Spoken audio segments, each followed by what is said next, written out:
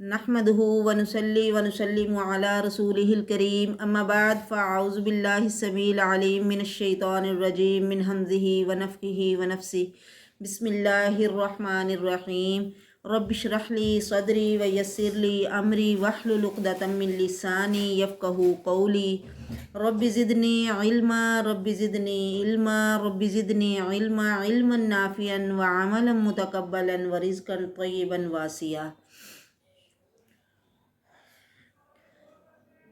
چوتھا سپارہ شروع ہو رہا ہے، لن تنالوا البر حتی تنفقوا مما تحبون۔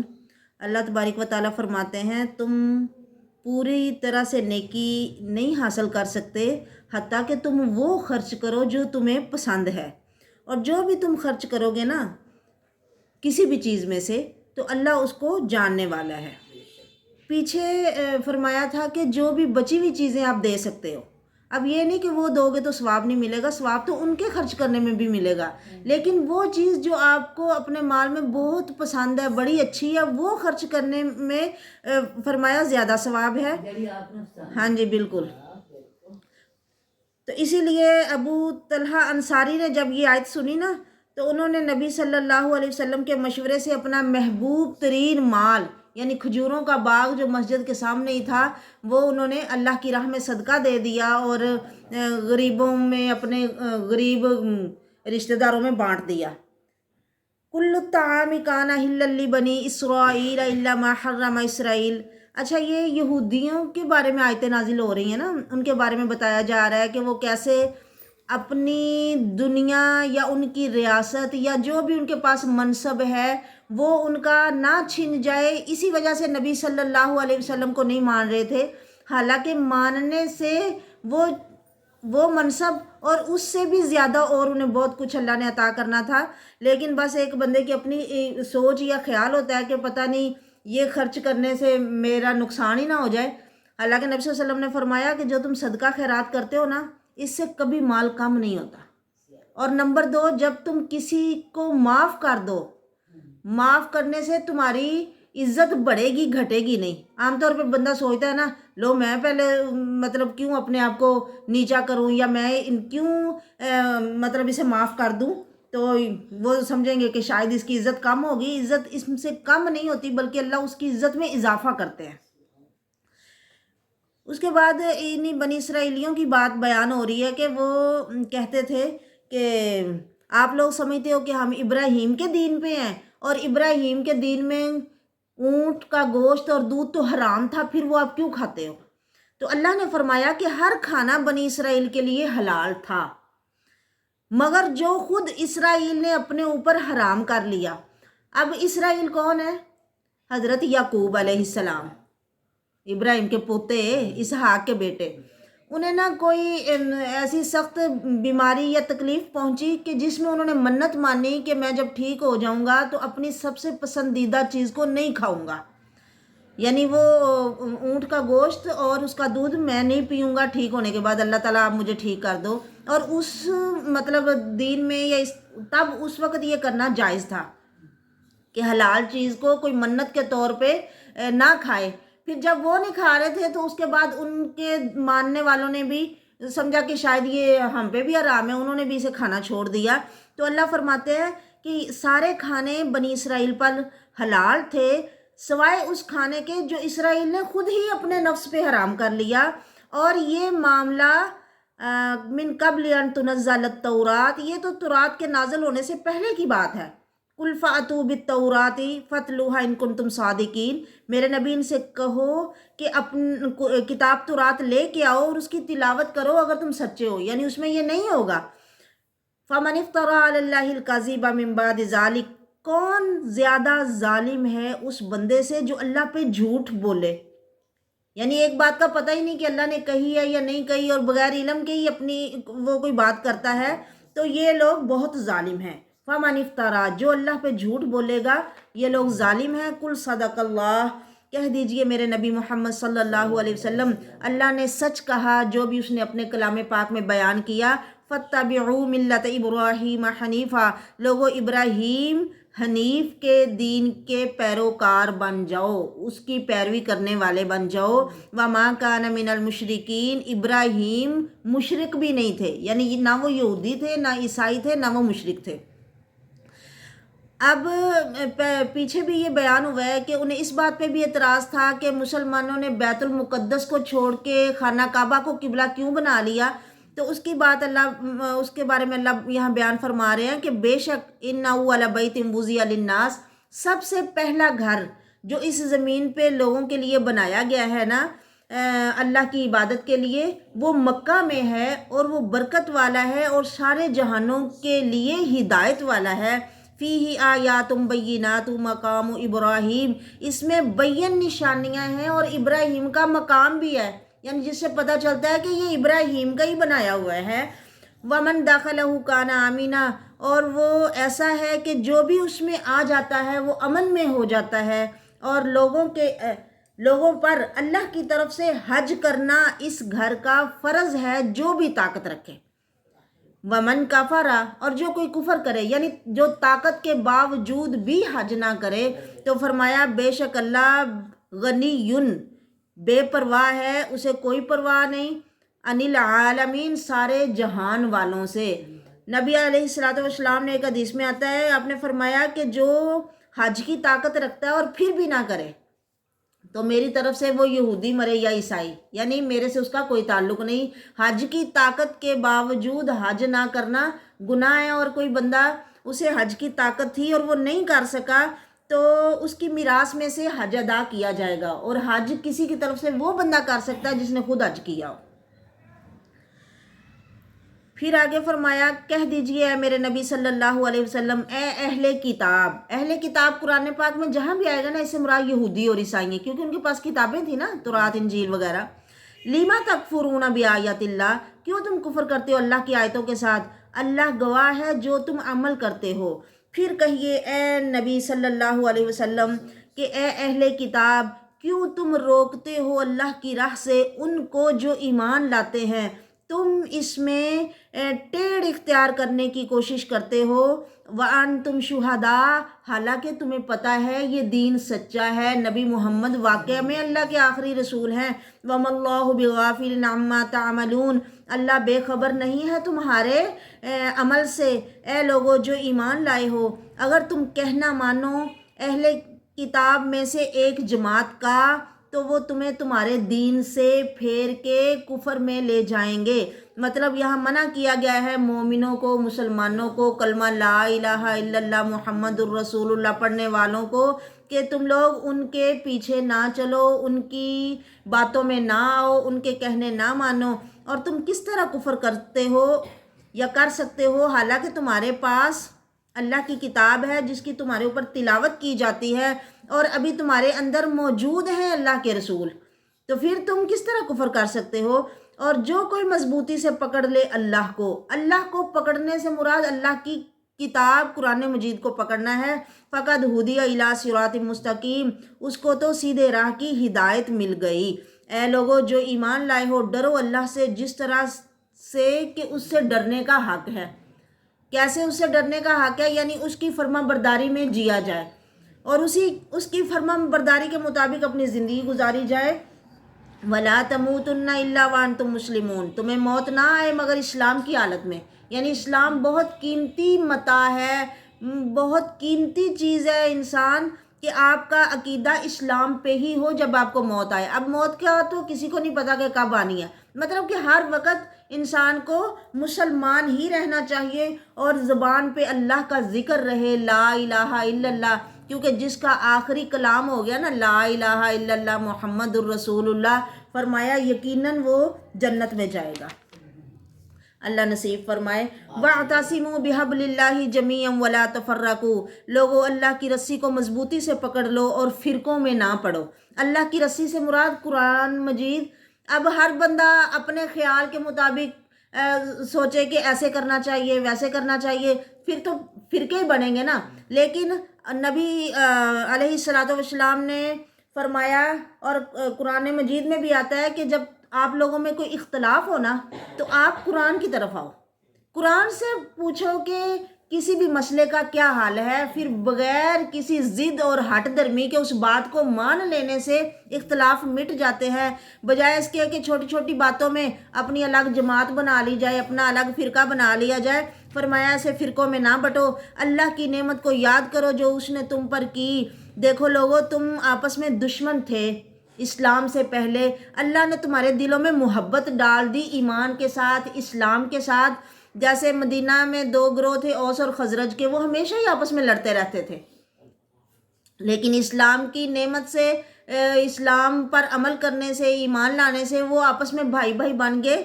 فرمایا فَأَلَّفَ بَيْنَ قُلُوبِكُمْ، اللہ نے تمہارے دلوں میں محبت ڈال دی ہے، اس کی نعمت سے تم بھائی بھائی بن گئے ہو، حالانکہ اس سے پہلے تم آگ کے گڑھے کے کنارے پر تھے، آگ میں گرنا ہی چاہتے تھے کہ فَأَنقَذَكُم مِّنْهَا، اللہ نے تمہیں اس سے بچا لیا۔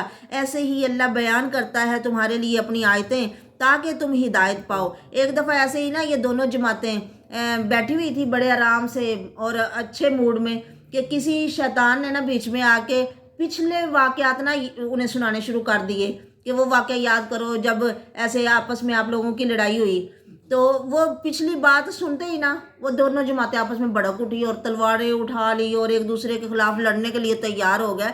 نبی علیہ السلام کو بھی بتایا گیا کہ یہ لوگ اس طرح لڑ رہے ہیں، تو اللہ کے رسول بھی آئے اور انہیں کہا گیا کہ ایسا بندہ، مطلب جو 2 لوگوں میں محبت کو دشمنی میں بدل دے یا ان کی پرانی عداوت کو بھڑکائے، تو یہ وہ شیطان ہی ہے، یعنی اس طرح کی شیطانی حرکتیں نہیں کرنی چاہیے۔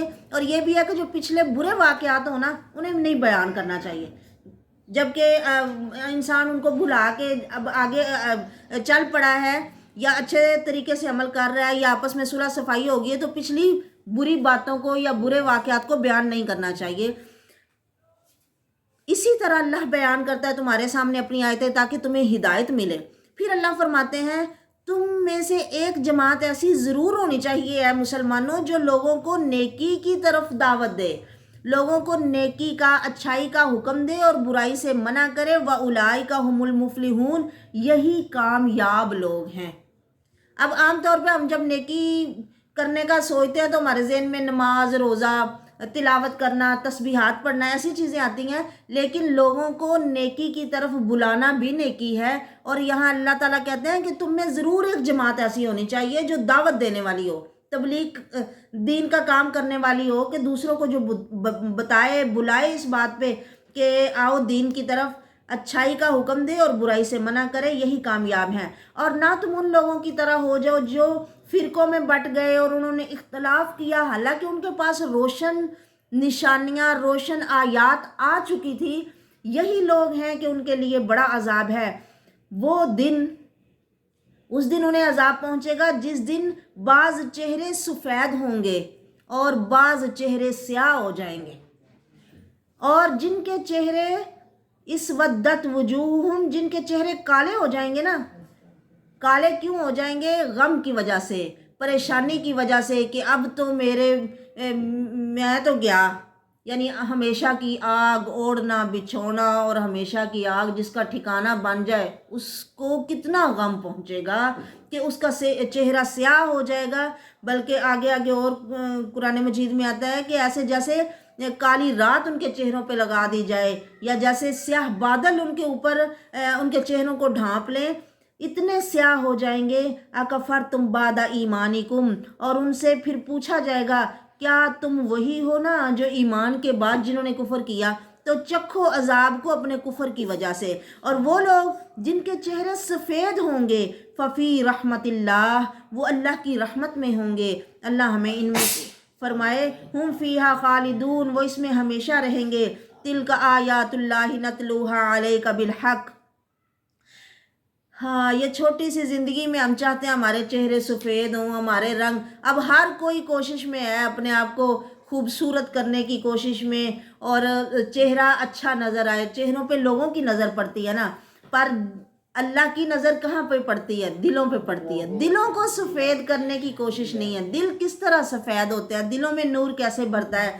دلوں کا زنگ، دلوں کی سیاہیاں کیسے مٹتی ہیں؟ قرآن پاک پڑھنے سے، اللہ کا ذکر کرنے سے، استغفار کرنے سے۔ فرمایا ہاں ایک دفعہ نا ایک اسود رائی تھے، وہ آئے نبی صلی اللہ علیہ وسلم سے کہنے لگے اگر میں مسلمان ہو جاؤں تو مجھے کیا ملے گا؟ کالے سیاہ تھے اور چرواہے تھے نا، پسینے کی بدبو۔ آپ نے فرمایا اگر تم ایمان لے آؤ، آخری نبی محمد صلی اللہ علیہ وسلم کا کلمہ پڑھ لو، تو یہ کالے چہرے سفید چاند سے بھی زیادہ روشن ہو جائیں گے، اور یہ بدبودار جسم خوشبوؤں میں بدل جائے گا، اور یہ جو تم پھٹے پرانے کپڑے پہن رکھے ہیں نا، اس کی جگہ اللہ ریشمی لباس پہنا دے گا۔ سبحان اللہ، اللہ نصیب فرمائے۔ وَأَمَّا الَّذِينَ ابْيَضَّتْ وُجُوهُهُمْ فَفِي رَحْمَةِ اللَّهِ هُمْ فِيهَا خَالِدُونَ۔ یہ آیتیں ہیں اللہ کی، ہم ان کو تلاوت کرتے ہیں اے نبی محمد صلی اللہ علیہ وسلم آپ پر حق کے ساتھ۔ اللہ نہیں ارادہ کرتا کہ وہ جہان والوں پہ ظلم کرے، بلکہ وہ تو ارادہ کرتا ہے ان پہ آسانیاں ہوں، ان پہ راحتیں اور اللہ کا کرم فضل عنایتیں ہوں۔ وَلِلَّهِ مَا فِي السَّمَاوَاتِ وَمَا فِي الْأَرْضِ، اللہ کے کنٹرول میں ہے، اس کی ملکیت میں ہے جو کچھ آسمانوں میں ہے اور جو کچھ زمینوں میں ہے، اور اسی کی طرف لوٹائے جائیں گے سارے امور، سب معاملات، سارے کام۔ کنتم خیر امۃ اخرجت للناس، واہ نبی محمد سب سے بہترین نبی، اور ان کی امت کو سب سے بہترین امت کہا گیا تب جب وہ یہ کرے گی نا کہ تمہیں بہترین امت کیوں بنایا گیا ہے؟ تمہارا کام ہی یہ ہے، جب تم اپنا کام کرو گے تو بہتر بنو گے نا، بہتر نہیں بلکہ بہترین، کہ لوگوں کو نیکی کا تم حکم دیتے ہو اور برائی سے منع کرتے ہو، اللہ ایک پر ایمان لاتے ہو، اور اگر ایمان لے آئیں اہل کتاب بھی، یعنی یہودی اور عیسائی بھی اگر انہی باتوں کو مان لیں تو لَكَانَ خَيْرًا لَهُمْ، ان کے لیے بھی بہتر ہوگا۔ مِنْهُمُ الْمُؤْمِنُونَ، اب سارے یہودی عیسائی غلط نہیں ہیں، ان میں سے ایمان والے بھی ہیں، وَأَكْثَرُهُمُ الْفَاسِقُونَ، پر اکثر ان میں سے فاسق ہیں، نافرمان ہیں۔ لَن يَضُرُّوكُمْ إِلَّا أَذًى، یہ لوگ آپ کو کوئی تکلیف نہیں پہنچا سکتے، ہاں ان کے اوچھے کنڈوں سے آپ کو ظاہر معمولی تکلیف تو پہنچتی ہے، لیکن جب وہ تکلیف پہنچتی تب اس وقت وہ معمولی نہیں ہوتی، بڑی ہوتی ہے، لیکن آخرت کے مقابلے میں یہ تکلیفیں معمولی ہیں، عذاب انہیں کہا گیا ہے، یعنی چھوٹی موٹی تکلیفیں۔ وَإِن يُقَاتِلُوكُمْ يُوَلُّوكُمُ الْأَدْبَارَ، اگر وہ آپ سے لڑائی کریں گے تو پیٹھ پھیر کے پھر جائیں گے، ثُمَّ لَا يُنصَرُونَ، پھر ان کی مدد نہیں کی جائے گی۔ ضُرِبَتْ عَلَيْهِمُ الذِّلَّةُ أَيْنَمَا ثُقِفُوا، ان پر اللہ نے ذلت مسلط کر دی ہے، وہ جہاں بھی پائے جائیں گے۔ یہ پیچھے بھی بیان ہوا ہے نا کہ ان پر ذلت اور مسکینی کو اللہ نے لازم قرار دے دیا ہے، وہ دنیا میں نہیں رہ سکتے مگر لوگوں کی پناہ کے ساتھ یا اللہ کی پناہ کے ساتھ، یا تو کسی اسلامی، یا تو وہ مسلمان ہو جائیں یا کسی اسلامی حکومت میں ٹیکس دے کے رہیں۔ وَبَاءُوا بِغَضَبٍ مِّنَ اللَّهِ، ان لوگوں پہ اللہ کا غضب ہے اور ان پر مسکینی اللہ نے نازل کر دی ہے، محتاجی مسلط کر دی ہے۔ کیوں کر دیا ایسا ان کے ساتھ؟ کیونکہ وہ اللہ کی آیتوں کا کفر کرتے ہیں، نبیوں کو قتل کرتے ہیں ناحق۔ نبی کو قتل کرنا سب سے بڑا جرم ہے۔ اللہ کے رسول صلی اللہ علیہ وسلم نے فرمایا سب سے زیادہ عذاب اس بندے کو ہوگا جو کسی نبی کو مارے، یا کوئی نبی اسے مارے، وہ نبی کے ہاتھوں میں مرے یا جو کسی نبی کو مارے، انہیں سب سے زیادہ عذاب ہوگا۔ یہ ہے اس وجہ سے یہ کہ وہ نافرمانی کرتے ہیں اور وہ حد سے نکل جانے والے ہیں۔ لیسو سواء، پیچھے بھی بیان ہوا ہے، اللہ تعالیٰ جب ان کی برائی کا ذکر کرتے ہیں تو ساتھ میں جو اچھوں کی اچھائیوں سے بھی ضرور بیان کرتے ہیں کہ سارے برابر نہیں ہیں۔ اہل کتاب میں سے ایک امت ایسی بھی ہے، ایک جماعت ایسی بھی ہے جو حق پر قائم رہتے ہیں، وہ اللہ کی آیتوں کی تلاوت کرتے ہیں رات کی گھڑیوں میں بھی، اور وَهُمْ يَسْجُدُونَ، وہ اللہ کو سجدے کرتے رہتے ہیں۔ یؤمنون باللہ والیوم الآخر، وہ اللہ اور آخرت کے دن کو مانتے ہیں، وہ نیکی کا حکم دیتے ہیں اور برائی سے منع کرتے ہیں۔ وَيُسَارِعُونَ فِي الْخَيْرَاتِ، اور وہ خیرات میں آگے بڑھ کے حصہ لیتے ہیں کہ ہم نیکی کے معاملات میں آگے نکل جائیں، یہی لوگ نیکوں میں سے ہیں۔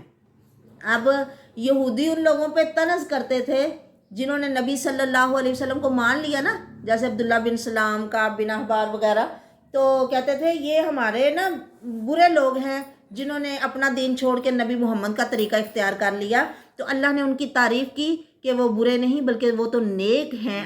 وما یفعلوا من خیر فلن یکفروا، جو بھی یہ کریں گے نیکی میں سے اس کی نا قدری نہیں کی جائے گی۔ لوگوں تم جو بھی اللہ کے لیے کرو گے تو وہ دیکھ رہا ہے، ہر آن دیکھ رہا ہے، دن میں کرو رات میں کرو۔ اب رمضان آ رہا ہے تو انشاءاللہ جیسے ان کی اللہ نے تعریف بیان کی ہے کہ وہ رات کی گھڑیوں میں اللہ کی آیتوں کی تلاوت کرتے ہیں، ہم بھی تراویح میں تلاوت کریں گے۔ اللہ توفیق نصیب فرمائے اور قبول فرمائے۔ واللہ علیم بالمتقین، اور اللہ جاننے والا ہے پرہیزگاروں کو۔ تراویح کی نماز بے شک نفلی ہے لیکن پڑھنی چاہیے، اور اس میں زیادہ سے زیادہ قرآن جہاں پڑھا جائے ان کے ساتھ مل کے پڑھنی چاہیے، قرآن سننے کا اہتمام کرنا چاہیے یا خود بندہ پڑھے۔ ان الذین کفروا لن تغنی عنہم اموالہم ولا اولادہم من اللہ شیئا، بے شک وہ جنہوں نے کفر کیا ان کے مال اور ان کی اولادیں انہیں اللہ کے عذاب سے بچا نہیں سکیں گی۔ وَأُولَٰئِكَ أَصْحَابُ النَّارِ، یہ آگ والے ہیں، وہ اس میں ہمیشہ رہیں گے۔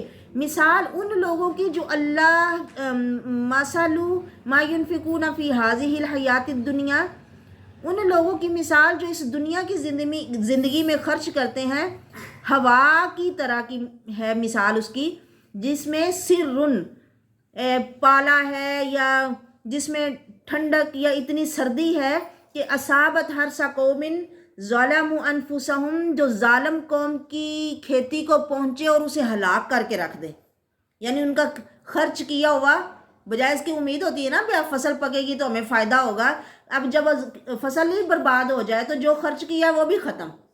یعنی کچھ لوگ اس طرح خرچ کرتے ہیں۔ اب جب ہر بندے کا اپنا اپنا ہوتا ہے نا کہ میں نے پیسہ کہاں خرچ کرنا ہے، کمانے میں بھی احتیاط کی ضرورت ہے کہ حلال طریقے سے بندہ کمائے، اور خرچ بھی ایسے ہی اللہ تللوں میں نہیں کرنا چاہیے، خرچ بھی وہ بندہ کرے جو جائز جگہ ہیں خرچ کرنے کی، یا جو ضرورت والی جگہ ہیں اور جن پہ خرچ کرنے میں گناہ نہیں ہے۔ اب ہر بندے کا ہے کہ میں کہاں پہ خرچ کروں، کئیوں کے پاس آئے تو وہ صرف سوٹ ہی بناتے رہتے ہیں، کئیوں کے پاس وہ جوتے ہی خریدتے رہتے ہیں، ہر ایک، کئیوں کو اچھے کھانے کا شوق ہوتا ہے وہ کھانوں میں خرچ کرتے ہیں۔ لیکن ٹھیک ہے بندہ اپنی ضروریات پہ خرچ کرے، لیکن پھر بھی احتیاط کرے کہ آخرت کے لیے ضرور ذخیرہ کرے۔ اللہ نے اگر مال و دولت دیا ہے تو اس میں سے اپنی آخرت کو بھی کمائے، اس میں آخرت کا بھی حصہ تیار کرے۔ وَمَا ظَلَمَهُمُ اللَّهُ وَلَٰكِنْ أَنفُسَهُمْ يَظْلِمُونَ، لوگوں اللہ ان پہ ظلم نہیں کرتا، یعنی ان کی کھیتیاں برباد کر کے، بلکہ انہوں نے خود اتنے گناہ کیے ہیں، اور انسان کا ہر گناہ اس کے اوپر وبال ہے۔ اسی لیے ہمیں زیادہ سے زیادہ توبہ استغفار کرنا چاہیے کہ اللہ ہمیں معاف کرے، اور صدقہ خیرات کرنا چاہیے تاکہ ہمارے گناہوں کی سزا ہم پہ پڑے نہیں بلکہ وہ اللہ معاف کر دے۔ اے لوگوں جو ایمان لائے ہو، تم انہیں اپنا دلی دوست نہ بناؤ، یعنی کافروں کو یا غیر مسلموں کو۔ لا یعلونکم خبالا، وہ تمہارے بارے میں نقصان پہنچانے میں کوئی کمی نہیں کریں گے۔ ودوا ما عنتم، وہ چاہتے ہیں کہ تمہیں ایسا پہنچے جس سے تم مشقت میں، تکلیف میں، مصیبت میں پڑ جاؤ۔ کئی دفعہ ایسا ہوتا ہے کہ ان کا بغض ان کے منہوں سے نکل آتا ہے، اور جو ان کے اندر چھپا ہے نا سینوں میں، وہ تو اس سے بھی زیادہ ہے۔ بعض دفعہ منہ سے ہی سچی بات نکل آتی ہے نا جو اس کے دل میں ہوتی ہے۔ قد بینا لکم الآیات ان کنتم تعقلون، ہم نے تمہارے لیے آیتیں بیان کی ہیں اگر تمہیں عقل ہو۔ ہا انتم اولائی تحبونہم، یہ وہ لوگ ہیں کہ جن سے تم محبت کرتے ہو اور وہ تم سے محبت نہیں کرتے۔ تم ان کی کتابوں کو مانتے ہو، اور جب وہ تم سے ملتے ہیں کہتے ہیں ہم ایمان لائے، اور جب الگ ہوتے ہیں تو پھر غصے سے اپنی انگلیاں کاٹتے ہیں کہ ان کو یہ فائدہ کیوں پہنچا، ان کو یہ اچھائی کیوں مل رہی ہے۔ ایسے ہی دوستوں میں بھی کچھ اس طرح کے دوست ہوتے ہیں کہ جو بظاہر تو سامنے اچھا مطلب دکھاتے ہیں کہ ہمیں آپ سے بڑی محبت ہے، لیکن دل میں ان کے حسد ہوتا ہے اور عداوت ہوتی ہے، اور ان کے دل آپ کو گالیاں دے رہے ہوتے ہیں کہ وہ آپ سے اتنی نفرت کرتے ہیں۔ فرمایا میرے نبی کہو موتوا بغیظکم، اپنے غصے سے مر جاؤ، بے شک اللہ تو سینے کی باتوں سے بخوبی واقف ہے، علم والا ہے، جانتا ہے۔ ان تمسسکم حسنۃ تسؤہم، اے مسلمانوں اگر تمہیں کوئی نیکی پہنچے تو انہیں بری لگتی ہے، اگر تمہیں کوئی برائی پہنچے تو وہ خوش ہوتے ہیں اس کی وجہ سے۔ اگر تم صبر کرو اور پرہیزگار بنے رہو تو پھر ان کی یہ چالیں تمہیں کوئی بھی نقصان نہیں پہنچائیں گی۔ بے شک اللہ جو وہ عمل کرتے ہیں اس کو احاطے میں لیے ہوئے ہے، گھیرے ہوئے ہے، یعنی وہ اللہ سے بچ کے کہیں جا نہیں سکیں گے، بھلے وہ جتنی دیر مرضی اپنی یہ منمانیاں اور نافرمانیاں کرتے رہے، بالآخر اللہ کے ہی پاس جانا ہے انہیں۔ پھر اس کے بعد نا غزوہ احد کا ذکر ہے کہ جب صبح کے وقت اے نبی صلی اللہ علیہ وسلم آپ مومنوں کو ان کے نا لڑنے کی جگہ پہ بٹھا رہے تھے کہ آپ نے ادھر کھڑے ہو کے لڑائی کرنی ہے، آپ نے ادھر، اور ایسے ہی ایک گروپ کو آپ نے کھڑا کیا تھا پہاڑ کے اوپر کہ یہاں سے آپ نے دشمن سے ہماری حفاظت کرنی ہے۔ واللہ سمیع علیم، اللہ سننے والا جاننے والا ہے۔ جب دو جماعتوں میں سے جب ارادہ کیا دو جماعتوں نے تم میں سے کہ وہ پھسل جائے، اور اللہ ان دونوں کا ولی ہے، اور اللہ پہ مومنوں کو توکل کرنا چاہیے۔ اب مومن مسلمان جب مدینہ سے نکلے نا جہاد کے لیے، تو ان کے ساتھ منافقین کی جماعت بھی چل پڑی۔ اب راستے میں جا کے عبداللہ بن ابی بن سلول، میں آپ کو بتا چکی ہوں کہ یہ سردار بننے والا تھا مدینہ والوں کا، لیکن نبی صلی اللہ علیہ وسلم کے آنے پر اسے مطلب سرداری اس کی ختم ہو گئی، اور اسے اتنا برا لگا کہ اس نے اپنے دل میں اللہ کے رسول کے خلاف عداوت پال لی۔ پہلے تو وہ دشمن بن کے دشمنی کرتا رہا، جب اس میں کامیابی نہیں ملی تو پھر دوست بن کے دشمنی کی اس نے۔ اب مسلمانوں کے ساتھ یہ چل تو پڑے، لیکن راستے میں جا کے نا 300 بندے تقریباً یہ اپنے واپس لے کے پلٹ گیا کہ جنگ تو ہونی نہیں، ہمیں جانے کا وہاں کیا فائدہ۔ بھئی نبی صلی اللہ علیہ وسلم جا رہے ہیں، ان کے صحابہ جا رہے ہیں، تو آپ لوگوں کو کوئی الگ فائدہ چاہیے، اور اللہ بھی چاہتے ہیں کہ یہ چلے ہی جائیں، کیونکہ اگر یہ ساتھ بھی رہے نا تو یہ اور ہی نقصان کریں گے۔ اب ان کو دیکھ کے جو پکے مسلمان ہیں ان کو بھی پھر ہوتا ہے نا، ایک کچھ لوگ تو جا رہے ہیں تو اب پتہ نہیں ہمارا پتہ نہیں نقصان ہی نہ ہو جائے، تو فرمایا کہ نہیں، اس طرح کمزوری کا مظاہرہ نہ کرو۔ اللہ نے ان دونوں جماعتوں کی تعریف کی کہ اللہ نے انہیں اپنا ولی کہا کہ واللہ ولیہما، کہ اللہ ان دونوں کا دوست ہے، اللہ پہ مومنوں کو بھروسہ کرنا چاہیے۔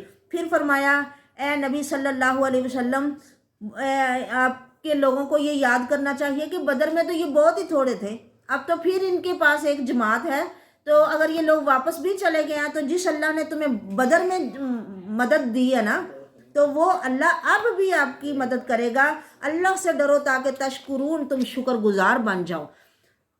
استقول للمومنین، جب آپ مومنوں سے کہہ رہے تھے کہ اللہ تمہیں کافی، یہ کہ تمہیں کافی نہیں ہے کہ اللہ مدد کرے تمہاری جو کہ تمہارا رب ہے 3000 فرشتوں کے ساتھ جو کہ اوپر سے اتارے جائیں گے؟ کیوں نہیں، اگر تم صبر کرو گے اور پرہیزگار بنو گے تو تمہارے اوپر اور زیادہ اسی جوش کے ساتھ فرشتے آئیں گے مدد لے کر، اور اللہ مدد کرے گا تمہاری 5000 فرشتوں کے ساتھ جو خاص نشان والے ہوں گے۔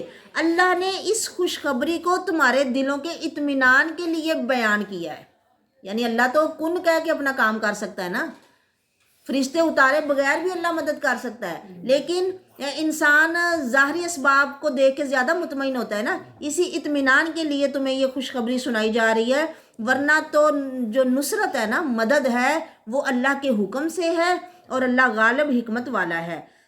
اللہ نے اب یہ جنگ کیوں کروانی ہے؟ تاکہ کافروں کا ایک حصہ کٹ جائے، اور وہ جب واپس جائیں تو خائب و خاسر ہو کے جائیں، نقصان میں واپس جائیں۔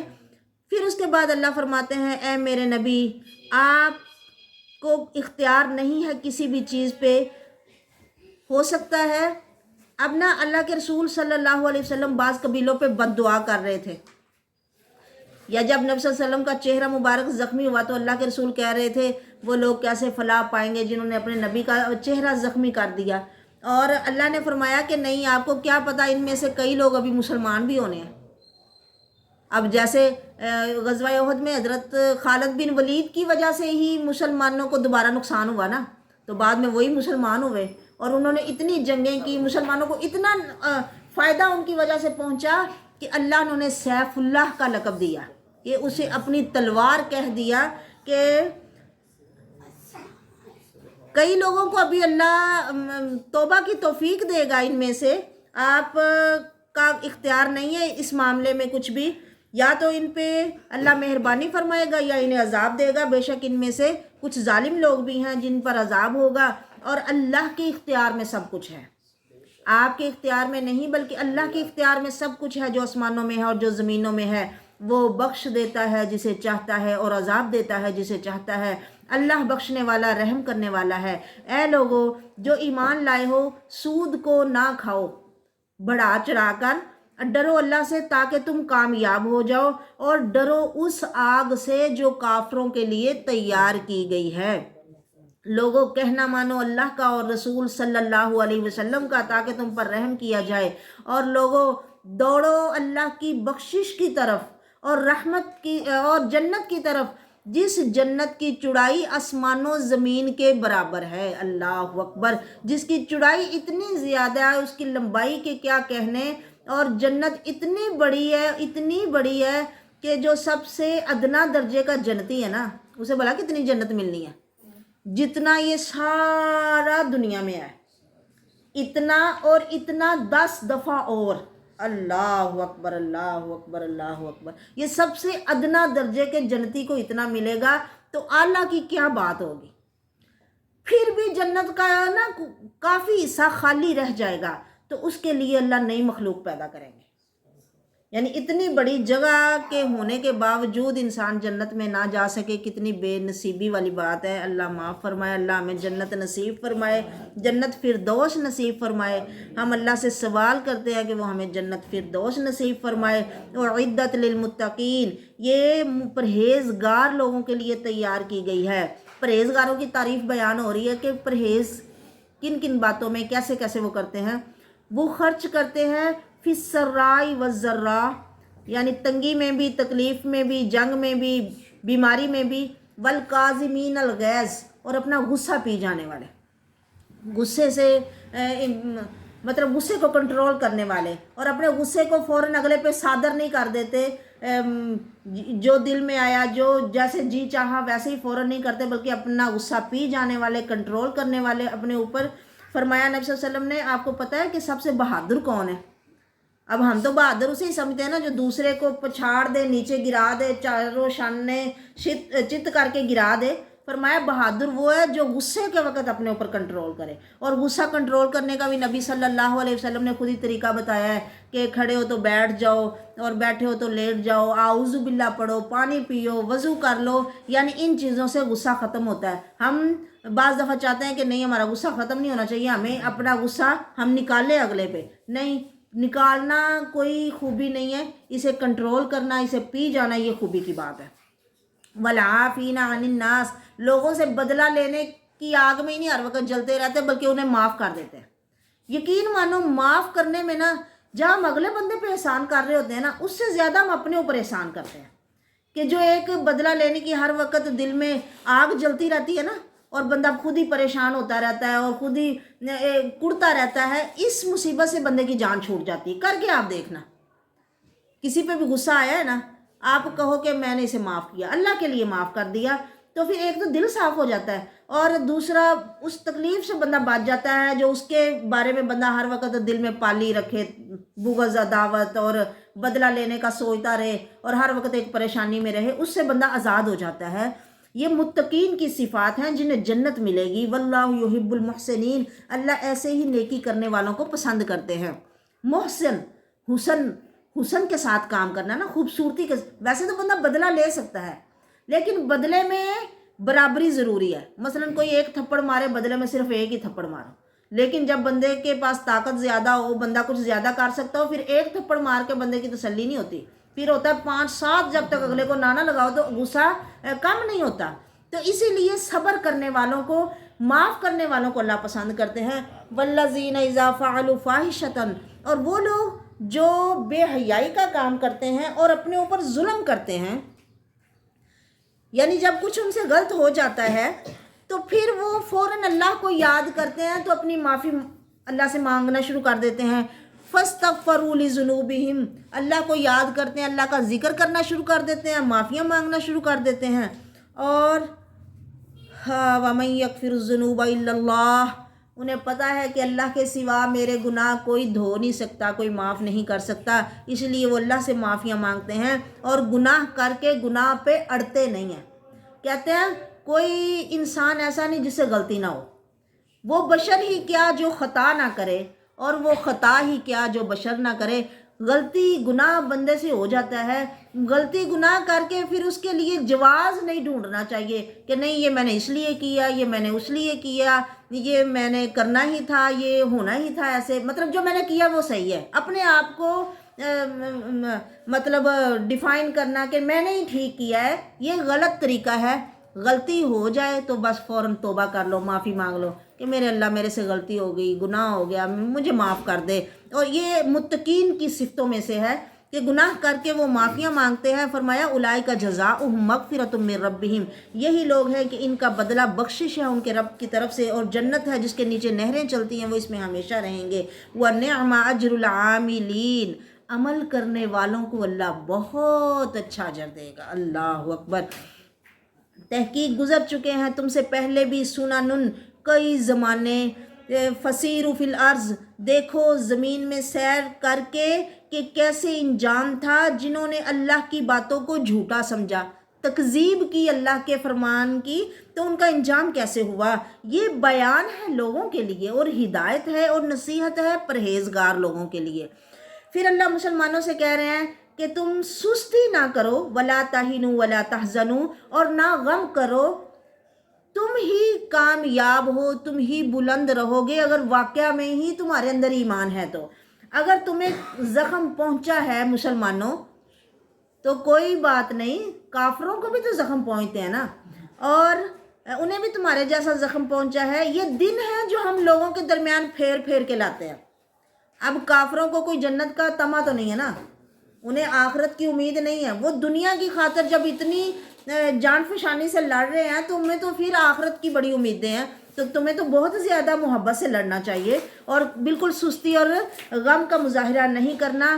اللہ فرماتے ہیں دن لوگوں میں ہم پھیر پھیر کے لاتے ہیں، کبھی اچھے دن کبھی برے دن، کبھی ڈول اس کے ہاتھ میں تو کبھی ڈول اس کے ہاتھ میں، کبھی فتح اسے ملے تو کبھی اسے ملے۔ اب جب ملے تو پھر تو خوش ہونا اور کہنا ہاں یہ تو دین واقعی میں بڑا اچھا ہے، مجھے کتنا فائدہ ملا ہے، اور جب کوئی نقصان آئے تو پھر سستی کا مظاہرہ کرنا اور پریشان ہو جانا، یہ بالکل زیب نہیں دیتا، بلکہ صبر کرتے ہوئے اچھے اور برے دنوں میں اچھائی کی صورت میں شکر کرنا اور برائی کی صورت میں صبر کرنا چاہیے۔ اور یہ برائی کیوں پہنچی ہے مسلمانوں تمہیں؟ برائی سے پتہ کون سی یہاں برائی مراد ہے؟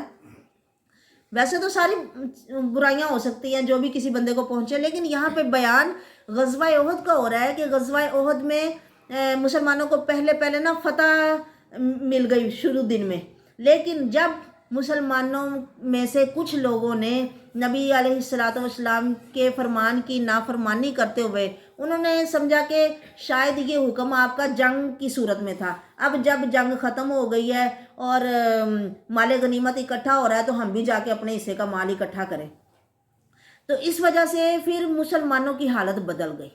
جیتی ہوئی جنگ یہ مسلمان ہار گئے اور اتنا نقصان پہنچا کہ 70 مسلمان شہید ہو گئے اور زخمی ہو گئے۔ نبی کریم صلی اللہ علیہ وسلم زخمی ہو گئے، آپ کا دندان مبارک شہید ہو گیا، اور کسی نے افواہ پھیلا دی کہ نبی محمد شہید ہو گئے ہیں، جس سے مسلمانوں کے حوصلے ٹوٹ گئے، اور جو لڑ رہے تھے نا انہوں نے لڑائی چھوڑ کے بھاگنا شروع کر دیا، جو کہ جنگ میں بھاگنا گناہ ہے نا، بھاگنا نہیں چاہیے، یعنی ایک غلط کام ہو گیا، مطلب سستی کی وجہ سے یا غم پریشانی یا دکھ کی وجہ سے۔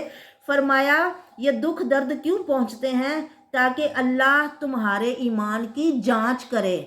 ہر وقت اچھا ہی ملتا رہے تو پھر بندہ مطلب بعض دفعہ اپنے ہی گمان میں آ جاتا ہے کہ میں تو پتہ نہیں کتنا اچھا کر رہا ہوں، شاید میری وجہ سے ہی سب کچھ ہو رہا ہے اچھا۔ نہیں، اللہ تبارک و تعالیٰ کبھی اچھا دے کے آزماتے ہیں تو کبھی برائی پہنچا کے آزماتے ہیں کہ یہ کتنا صبر کرتے ہیں۔ وَيَتَّخِذَ مِنْكُمْ شُهَدَاءَ، اور اللہ چاہتے تھے کہ تم میں سے کچھ شہید ہوں، شہادت کے درجے کو پہنچے۔ پتہ ہے نا مرنا تو ہے ہی سب نے، پر موتوں میں سب سے اونچی موت شہادت کی موت ہے۔ اللہ ہمیں بھی نصیب فرمائے۔ اور عمر رضی اللہ تعالیٰ عنہ یہ دعا کیا کرتے تھے، اے اللہ شہادت کی موت دینا اور شہر مدینے میں دینا۔ اللہ ہمیں بھی نصیب فرمائے شہادت کی موت اور شہر مدینہ۔ واللہ لا یحب الظالمین، اللہ ظالموں کو پسند نہیں کرتا۔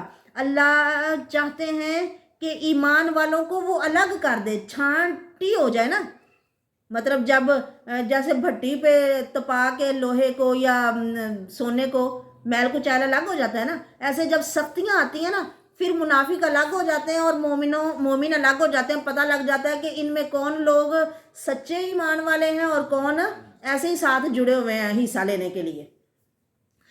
کیا تم سمجھتے ہو مسلمانوں کہ تم ایسے ہی جنت میں چلے جاؤ گے اور اللہ تمہارا امتحان نہیں لے گا اور وہ نہیں جانے گا کہ تم میں سے جہاد کرنے والے کون ہیں اور تم میں سے صبر کرنے والے کون ہیں؟ مطلب ضرور تمہاری جانچ پڑتال ہوگی، پھر اسی حساب سے۔ اب اللہ کو تو پتہ ہے کسی کے دل میں کیا ہے، لیکن جب حالات ناموافق آتے ہیں نا پھر لوگوں کے منہوں سے وہ سب نکل آتا ہے جو ان کے اندر ہوتا ہے، پھر دوسرے لوگوں کو بھی پتہ چل جاتا ہے کون کتنے پانی میں ہے۔ فرمایا تم وہی ہو نا مسلمانوں۔ اب غزوہ بدر جب ہوئی تھی نا تو اس میں مسلمانوں نے اچانک ہی جنگ ہو گئی اور زیادہ مسلمان وہاں نہیں جا سکے تھے، تو کئی مسلمان پھر چاہتے تھے کہ پھر دوبارہ جنگ ہو، لڑائی ہو تو ہمیں شہادت ملے، ہم بھی جنگ میں حصہ لیں۔ فرمایا تم خود ہی تو تمنا کرتے تھے کہ ہمیں شہادت ملے، ہم جنگ کریں، اب جب تمہیں شہادت ملی ہے اور جنگ تمہارے اوپر مسلط ہوئی ہے تو اب پریشان کیوں ہو رہے ہو؟ اللہ نے تمہیں وہ دکھا دیا جس کا تم انتظار کر رہے تھے۔ پھر اب یہ افواہ پھیل گئی کہ محمد فوت ہو گئے ہیں تو لوگوں کے حوصلے ٹوٹ گئے۔ عموماً جب کمانڈر کو کچھ ہو جائے نا تو پھر پچھلے لوگ پست ہمت ہو جاتے ہیں، تو پھر اللہ نے یہ آیتیں نازل کی کہ محمد صلی اللہ علیہ وسلم ایک رسول ہیں، اگر وہ چلے جائیں اس دنیا سے یا انہیں شہید کر دیا جائے تو کیا تم اپنے دین سے مڑ جاؤ گے؟ محمد رسول ہیں جس ویسے ہی جیسے ان سے پہلے کئی رسول گزر چکے ہیں، اب رسول کے چلے جانے سے تم اپنا دین چھوڑ دو گے؟ نہیں۔ اور جو کوئی اپنا دین چھوڑ دے تو پھر وہ اللہ کو کوئی نقصان نہیں پہنچائے گا۔ وَسَيَجْزِي اللَّهُ الشَّاكِرِينَ، اللہ جزا دے گا شکر کرنے والوں کو۔ یعنی تمہیں اپنے دین پہ ثابت قدم رہنا ہے، نبی محمد جس طریقے پہ آپ کو چلا گئے اسی پہ چلتے رہنے میں ہی کامیابی ہے، چھوڑنے میں کوئی کامیابی نہیں ہے۔ اب یہ آیتیں تب نازل ہوئیں غزوہ احد کے موقع پہ، پھر جب نبی صلی اللہ علیہ وسلم فوت ہوئے نا تو تب بھی مسلمانوں کے ایسے ہی حوصلے ٹوٹے اور پست ہمت ہوئے، حتیٰ کہ عمر فاروق اتنے پریشان ہو گئے انہوں نے تلوار کھینچ لی، کہنے لگے جو کہے کہ محمد فوت ہو گئے میں انہیں قتل کر دوں گا۔ تب اس موقع پہ پھر ابو بکر صدیق رضی اللہ تعالیٰ عنہ نے یہ آیتیں پڑھی اور ساتھ میں انہوں نے کہا کہ لوگو جو تم میں سے محمد کی پوجا کرتا تھا وہ جان لے کہ محمد فوت ہو گئے ہیں، اور جو اللہ کی پوجا کرتا ہے اللہ حی قیوم وہ ہمیشہ سے ہے، اسے کبھی موت نہیں آئے گی۔ جب انہوں نے یہ آیتیں تلاوت کی نا تو سب صحابہ کو ایسے لگا جیسے یہ آج ہی آیتیں نازل ہوئی ہیں، آج کے لیے ہی نازل ہوئی تھی، ہمیں بتایا جا رہا ہے۔ پھر فرمایا اور کسی جان کے لیے یہ نہیں ہے کہ وہ مر جائے مگر اللہ کی اجازت کے بغیر، یعنی موت ایسی ہی نہیں آ جاتی، موت کا بھی ایک وقت مقرر ہے اور کسی نے وقت سے پہلے نہیں مرنا، ہر ایک کا ایک وقت لکھا ہوا ہے۔ جو ارادہ کرے گا دنیا کا اسے ثواب ملے ہم اسے دنیا میں ہی دے دیں گے، اور جو ارادہ کرتا ہے کہ ہمیں آخرت کا ثواب ملے وہ آخرت کے لیے لڑائی کرتا ہے، آخرت کے لیے عمل کرتا ہے، ہم اسے وہاں دیں گے۔ ہم جزا دیتے ہیں شکر کرنے والوں کو۔ اور کتنے ہی نبی ہیں جو قتل ہوئے، مطلب اور انہوں نے جنگیں کی، ان کے ساتھ اللہ والوں نے بھی جنگیں کی، نہ وہ سست ہوئے اب ان تکلیفوں پر جو انہیں پہنچی اللہ کی راہ میں، اور نہ وہ کمزور ہوئے، وَمَسْتَقَانُوا، اور نہ وہ گڑ گڑائے، نہ انہوں نے عاجزی دکھائی، مطلب پوری پامردی سے ثابت قدمی سے انہوں نے ڈٹ کے اللہ کی راہ میں لڑائیاں کی، بھلے ان کے سامنے بڑی فوجیں ہوتی تھی لیکن دوسرے سپارے میں آپ نے سنا نا کتنی ہی کم من فیۃ قلیلۃ غلبت فیۃ کثیرۃ باذن اللہ، دنیا میں کئی دفعہ ایسے ہوا ہے کہ بڑی جماعت پہ چھوٹی جماعت غالب آ جاتی ہے اللہ کے حکم سے، اور وہ اللہ سے ساتھ ساتھ دعائیں بھی کرتے ہیں، اے ہمارے رب ہمیں بخش دے ہمارے گناہ اور ہماری زیادتیاں، اور ہمارے قدموں کو ثابت قدم رکھ، اور ہمیں مدد دے کافر قوم کے مقابلے میں۔ اللہ نے ان کو دنیا کا بھی ثواب دیا، لیکن آخرت کا ثواب تو بہت اچھا ہے جو اللہ نے انہیں اور دینا ہے۔ دنیا کا ثواب یعنی جیت ملی، مال غنیمت ملتا ہے۔ اللہ محبت کرتا ہے محسنین، نیکی کرنے والوں کے ساتھ۔ اے لوگو جو ایمان لائے ہو، اگر تم کافروں کی باتوں میں آ جاؤ گے نا، ان کی جیسی باتیں کرنا شروع کر دو گے، تو کافر تمہیں تمہارے دین سے پھیر دیں گے اور تم خسارے میں چلے جاؤ گے۔ اللہ تمہارا مولا ہے، وہ بہترین مدد کرنے والا ہے۔ ہم نے کافروں کے دلوں میں تمہارا رعب ڈال دیا ہے، ان کے شرک کی وجہ سے کہ وہ اللہ کے ساتھ شرک کرتے ہیں، اور ایسا شرک جس کی اللہ نے کوئی دلیل اتاری ہی نہیں ہے۔ یعنی کتابوں میں کہیں نہیں لکھا کہ فلاں کی پوجا کرو گے تو اللہ خوش ہو جائے گا، فلاں کے آستانے پہ جاؤ گے تو اللہ خوش ہو جائے گا۔ ان کا ٹھکانہ آگ ہے، وَبِئْسَ مَثْوَى الظَّالِمِينَ، اور یہ بہت برا ٹھکانہ ہے ظالموں کا۔ اللہ نے وعدہ اپنا سچا کیا کہ جب تم کافروں کو کاٹ رہے تھے صبح کے ٹائم اللہ کے حکم سے، حتیٰ کہ تم پھسل گئے اور تم نے اختلاف کیا اپنے معاملے میں، اور وَعَصَيْتُم مِّن بَعْدِ مَا أَرَاكُمْ، اور اللہ کی تم نے نافرمانی کی حالانکہ اس نے وہ تمہیں دکھا دیا جو تم پسند کرتے تھے۔ یعنی چاہتے ہیں نا مجاہد کہ ہمیں فتح ملے، فتح مل گئی تھی، لیکن نبی کی نافرمانی کی سزا میں پھر جیتی ہوئی جنگ یہ لوگ ہار گئے۔ فرمایا تم میں سے کچھ دنیا چاہتے ہیں اور کچھ آخرت چاہتے ہیں۔ ثم صرفکم عنہم لیبتلیکم ولقد عفا عنکم، اللہ نے تمہیں معاف کر دیا۔ اب جتنوں سے جو غلطی ہوئی نا، اللہ کہتے ہیں میں نے انہیں معاف کر دیا، ٹھیک ہے۔ اب ان پہ کوئی تان نہیں ہے، کوئی طنز نہیں ہے، اور نہ ہی کوئی صحابہ کا نام لے کے ان کی کوئی غلطی بیان کرے گا، یہ بہت بری حرکت ہے۔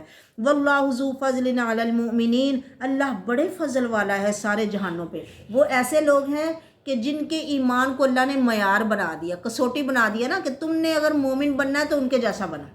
اور ان کے لیے قرآن پاک میں جگہ جگہ اللہ نے فرمایا اللہ ان سے راضی، وہ اللہ سے راضی، اور ان کے لیے اللہ نے فرمایا اولئک حزب اللہ، وہ اللہ کی جماعت کے بندے ہیں۔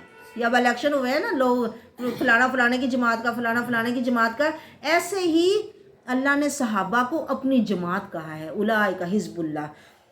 فرمایا اِذ تُصْعِدُونَ وَلَا تَلْوُونَ، اب جب افواہ پھیل گئی کہ نبی محمد شہید ہو گیا تو لوگوں نے نا بھاگنا شروع کر دیا۔ نبی کریم اب تمہیں پیچھے سے آوازیں دے رہے تھے، مسلمانوں تمہیں غم پہ غم پہنچا۔ ایک غم پہنچا کہ جیتی جنگ ہار گئے، دوسرا غم پہنچا کہ نبی کریم کی شہادت کی خبر سن لی ہیں، پست ہمت ہو گئے۔ فرمایا جب غم کے اوپر غم پہنچتا ہے نا، کہتے غموں پہ پڑے اتنے غم کہ ہر غم آسان ہو گیا۔ جب کسی بندے کو زیادہ، کسی کو کبھی کوئی تکلیف نہ پہنچی ہو، پھر اسے تھوڑی سی تکلیف بھی بڑی لگتی ہے، لیکن جب تکلیفیں سہنے کی بندے کو عادت پڑ جائے نا، تکلیفوں پہ تکلیفیں آ رہی ہیں، تکلیفیں آ رہی ہیں، اللہ بچا کے رکھے، تو پھر بندہ غم سہنے کا عادی ہو جاتا ہے نا، پھر اسے غم نہیں لگتا، دکھ نہیں لگتا، درد کا اتنا احساس نہیں ہوتا جتنا اس بندے کو ہوتا ہے جسے پہلی دفعہ پہنچے اور جسے پہلے کبھی نہ پہنچا ہو۔ اللہ کہتے ہیں ہم نے غم پہ غم تمہیں پہنچایا تاکہ تم غمگین نہ ہو اس پر جو تم سے فوت ہو گیا ہے یا رہ گیا ہے، یا جو تمہیں مصیبت پہنچی ہے۔ اللہ باخبر ہے جو تم عمل کرتے ہو۔ پھر ہم نے تم پر غم کے بعد امن اتارا۔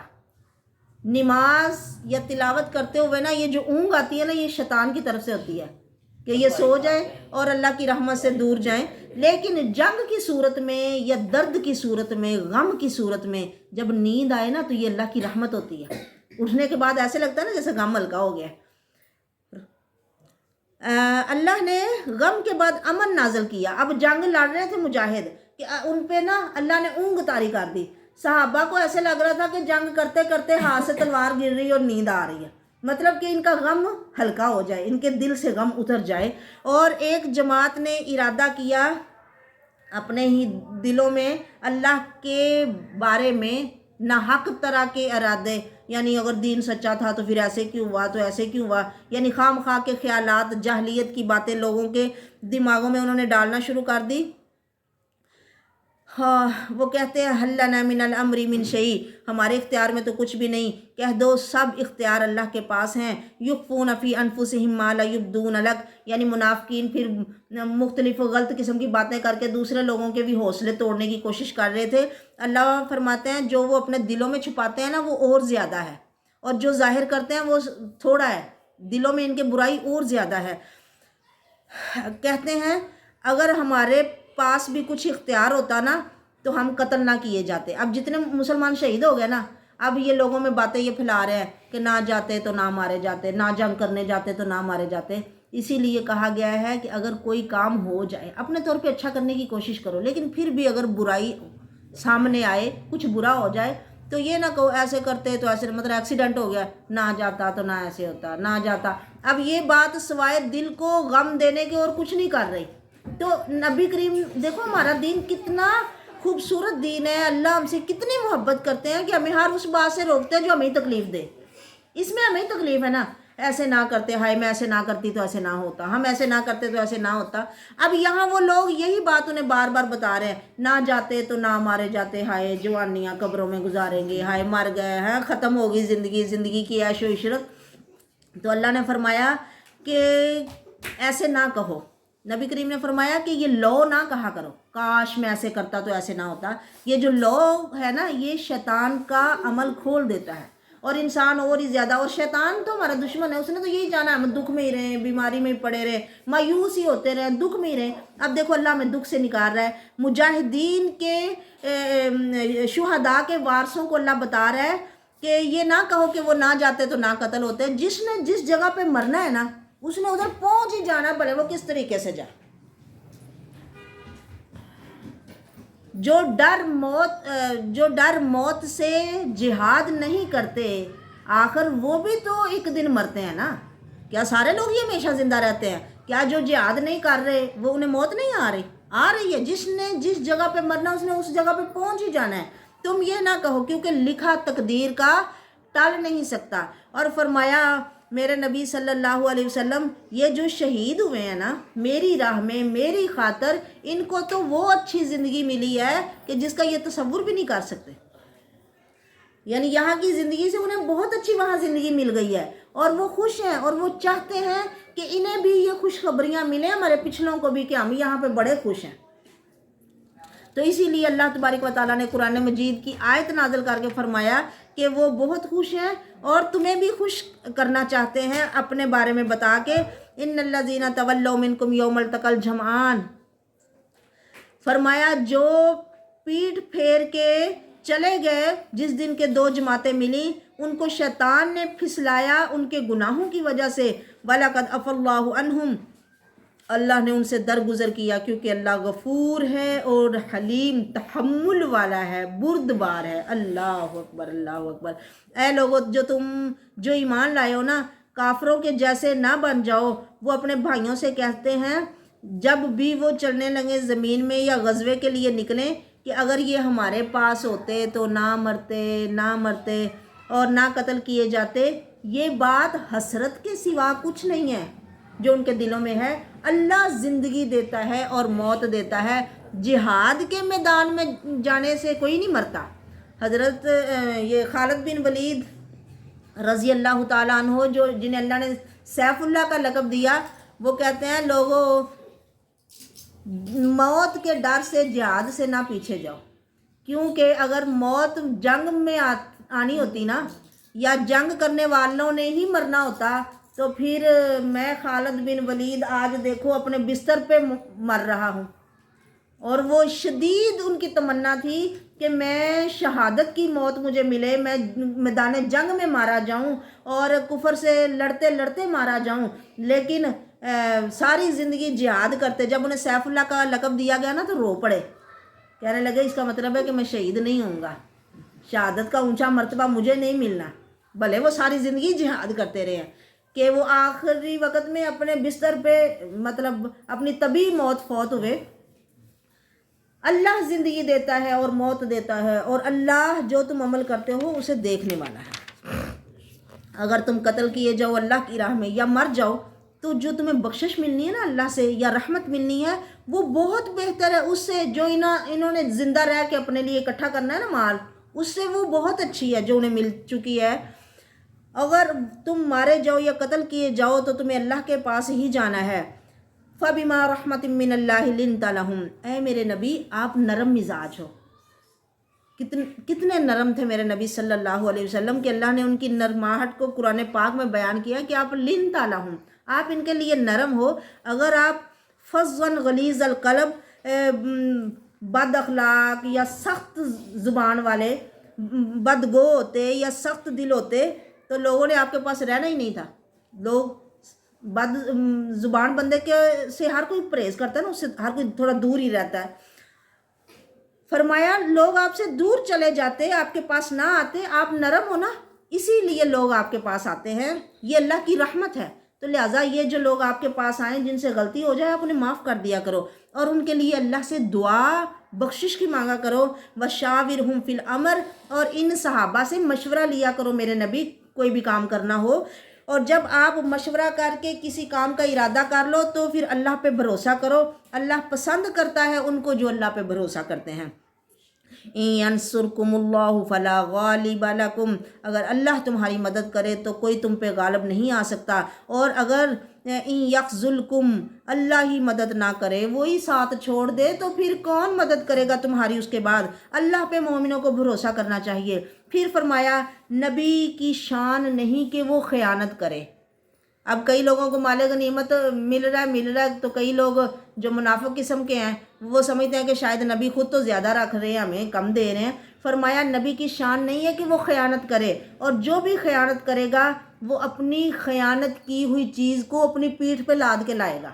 فرمایا نبی صلی اللہ علیہ وسلم نے لوگوں قیامت کے دن ایسے نہ آنا کہ کسی نے گردن پہ اونٹ اٹھایا ہو، کسی نے بکری اٹھائی ہو، کسی کا سامان اٹھایا ہو اور آ کے مجھے کہے اے محمد میری سفارش کرنا۔ فرمایا ایسے نہ آنا، کیونکہ جو خیانت کرے گا وہ اپنی گردن پہ ہی اٹھا کے لائے گا، پھر پورا پورا دیا جائے گا ہر نفس کو جو اس نے کمایا، اور ظلم نہیں کیا جائے گا۔ جو پیروی کرے گا اللہ کو خوش کرنے کے لیے، کیا وہ ایسے شخص کی طرح ہو سکتا ہے جو وہ کرتا ہے جس سے اللہ کا غضب غصہ اس پہ آتا ہے؟ وَمَأْوَاهُ جہنم، اور اس کا ٹھکانہ جہنم ہے، وَبِئْسَ الْمَصِيرُ، اور وہ بہت بری جگہ ہے۔ ہم درجات عند اللہ، لوگوں کے درجات ہیں۔ اب سارے لوگوں کا ایمان برابر نہیں ہوتا، ایسے پھر سارے لوگوں کے عمل بھی برابر نہیں ہے تو سارے لوگوں کی جزا بھی برابر نہیں ہوگی، جیسے عمل ویسے ہی درجات ملیں گے۔ اللہ نے مومنوں پر احسان کیا کہ ان میں ایک رسول بھیجا، ان میں سے ہی، ان کے خاندان میں سے ہی، ان میں سے ہی وہ ان پہ آیتیں تلاوت کرتے ہیں، انہیں پاکیزہ کرتے ہیں، انہیں کتاب اور حکمت کی تعلیم دیتے ہیں، اگرچہ اس سے پہلے لوگ گمراہ تھے۔ پھر فرمایا اے مسلمانوں، جنگ احد میں تمہیں جو مصیبت پہنچی ہے اس سے دگنی تم پہلے کافروں کو پہنچا چکی ہو نا بدر میں، یعنی ان کے 70 انہوں نے قتل کیے اور 70 بندے ہی قیدی کیے تھے۔ اب تم کہتے ہو یہ تکلیف ہمیں کہاں سے پہنچی؟ کہو یہ تمہارے اپنی طرف سے ہی ہے، یعنی اپنے گناہ یا اپنی غلطی کی وجہ سے ہے، بے شک اللہ ہر شے پر قادر ہے۔ اب آپ دیکھ لو کہ ایک چیز میں کتنی حکمتیں ہیں، اور یہ بھی سوچو کہ یہ قرآن لوح محفوظ میں سے آیا ہے، اور یہ ساری باتیں انسان کے پیدا ہونے سے پہلے کی لکھی ہوئی ہیں۔ جب یہ جنگ ہوئی تب نازل ہوا قرآن، اور انہیں لگا کہ اب ہمارے لیے یہ حکم ہمیں سنایا جا رہا ہے، لیکن یہ سارا کچھ تو پہلے کا ہی لکھا ہوا تھا نا۔ اللہ اکبر، اللہ اکبر، اللہ کا علم کس قدر پختہ اور پکا ہے۔ فرمایا جو کچھ اب ایک کام میں، ہر کام میں کئی حکمتیں ہیں۔ جو بھی تمہیں مصیبت پہنچی ہے، جس دن 2 جماعتیں ملی ہیں، یہ اللہ کے حکم سے پہنچی ہے تاکہ اللہ مومنوں کے ایمان کو ظاہر کرے اور منافقوں کے نفاق کو ظاہر کر دے۔ اور کافر کہتے ہیں نہ، کافروں سے جب ان سے کہا جاتا ہے نا کہ آؤ لڑائی کرو اللہ کی راہ میں یا ہمارا ساتھ دو، تاکہ دشمن زیادہ لوگوں کو دیکھ کے پیچھے ہی رہیں، آگے آنے کی ہمت ہی نہ کریں، تو وہ کہتے ہیں ہمیں پتہ ہوتا لڑائی ہونی ہے تو ہم آپ کے ساتھ جاتے، مطلب لڑائی ہونی نہیں اس لیے ہم نہیں جا رہے۔ فرمایا وہ کفر کے زیادہ قریب ہیں اس دن ایمان کی بنسبت یہ اپنے منہوں سے جو کہتے ہیں جو ان کے دلوں میں نہیں ہے، اللہ زیادہ جانتا ہے یہ جو چھپاتے ہیں۔ وہ جو کہتے ہیں اپنے بھائیوں سے اور خود بیٹھے رہتے ہیں، کہتے ہیں اگر وہ ہماری بات مانتے تو قتل نہ کیے جاتے، کہہ دیجئے پھر اب تمہیں بھی موت آنی ہے، اپنی موت کو ہٹا کے دکھاؤ ذرا کہ تم کیسے موت سے بچتے ہو۔ اگر تم سچے ہو کہ وہ نہ لڑنے جاتے تو نہ مرتے، اور نہ تم سمجھو جو اللہ کی راہ میں مارے جاتے ہیں کہ وہ مردہ ہیں۔ بلکہ وہ زندہ ہیں۔ شہید کے خون کا پہلا قطرہ گرتے ہی اس کے سارے گناہ معاف ہو جاتے ہیں اور اسے اللہ کا دیدار ہوتا ہے، اس کو جنت دکھا دی جاتی ہے اور اللہ کی رحمتیں برکتیں اس پہ نازل ہوتی ہیں۔ تو اس شہید کو جو تکلیف ہوتی ہے نا، مطلب بظاہر لوگوں کے سامنے ہوتا ہے کہ یہ کٹ رہا ہے، مر رہا ہے، تڑپ رہا ہے، پر وہ لذت میں ہوتا ہے کہ اس کے گناہ معاف ہو گئے ہیں، اللہ کا دیدار ہو رہا ہے اور اسے جنت دکھا دی گئی ہے۔ تو اسی لیے جب شہید جنت میں چلے جائیں گے نا، دنیا میں واپس آنا کوئی بھی پسند نہیں کرے گا۔ کوئی بھی جو جنت میں چلا جائے گا وہ واپس نہیں آنا چاہے گا، صرف شہید کہے گا کہ اللہ میں دنیا میں واپس جانا چاہتا ہوں، اور وہ یہ دنیا پچھلے لوگوں کے پاس رہنے کے لیے یا دنیا داری کمانے کے لیے نہیں، بلکہ وہ کہے گا مجھے وہی مزہ دوبارہ ملے جو تیری راہ میں قربان ہوتے ہوئے مجھے ملا تھا نا، وہ والا مزہ مجھے دوبارہ ملے۔ لیکن جنت میں جانے کے بعد وہاں کسی کو نہیں نکلنا، اللہ ہم سب کو نصیب فرمائے۔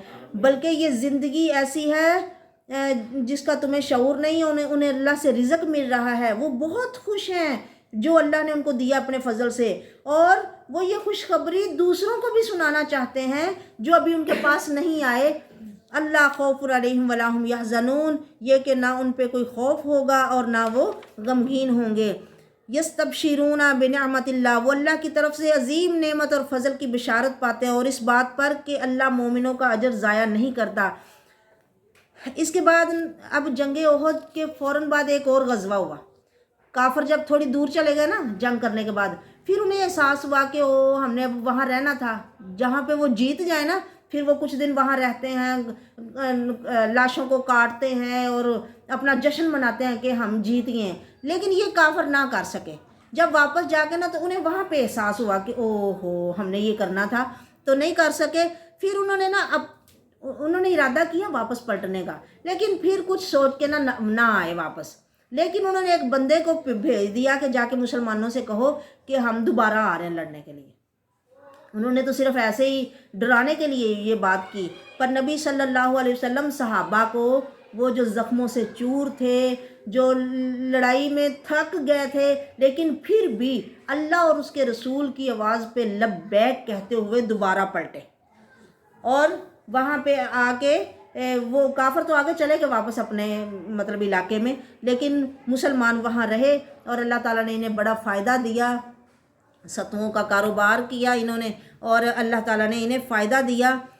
اب مسلمان تکلیف میں ہیں، نبی نے جب انہیں کہا کہ آؤ جنگ کے لیے، تو انہوں نے یہ نہیں کہا لو ابھی تو ہم جنگ کر کے آئے ہیں، ابھی تو ہم اتنے تھکے ہوئے ہیں، ابھی تو ہم زخموں سے چور ہیں، بلکہ انہوں نے کیا کہا، حسبنا اللہ، ہمیں اللہ کافی ہے، ونعم الوکیل، اور وہ بہت اچھا کارساز ہے، بڑے اچھا کام بنانے والا ہے۔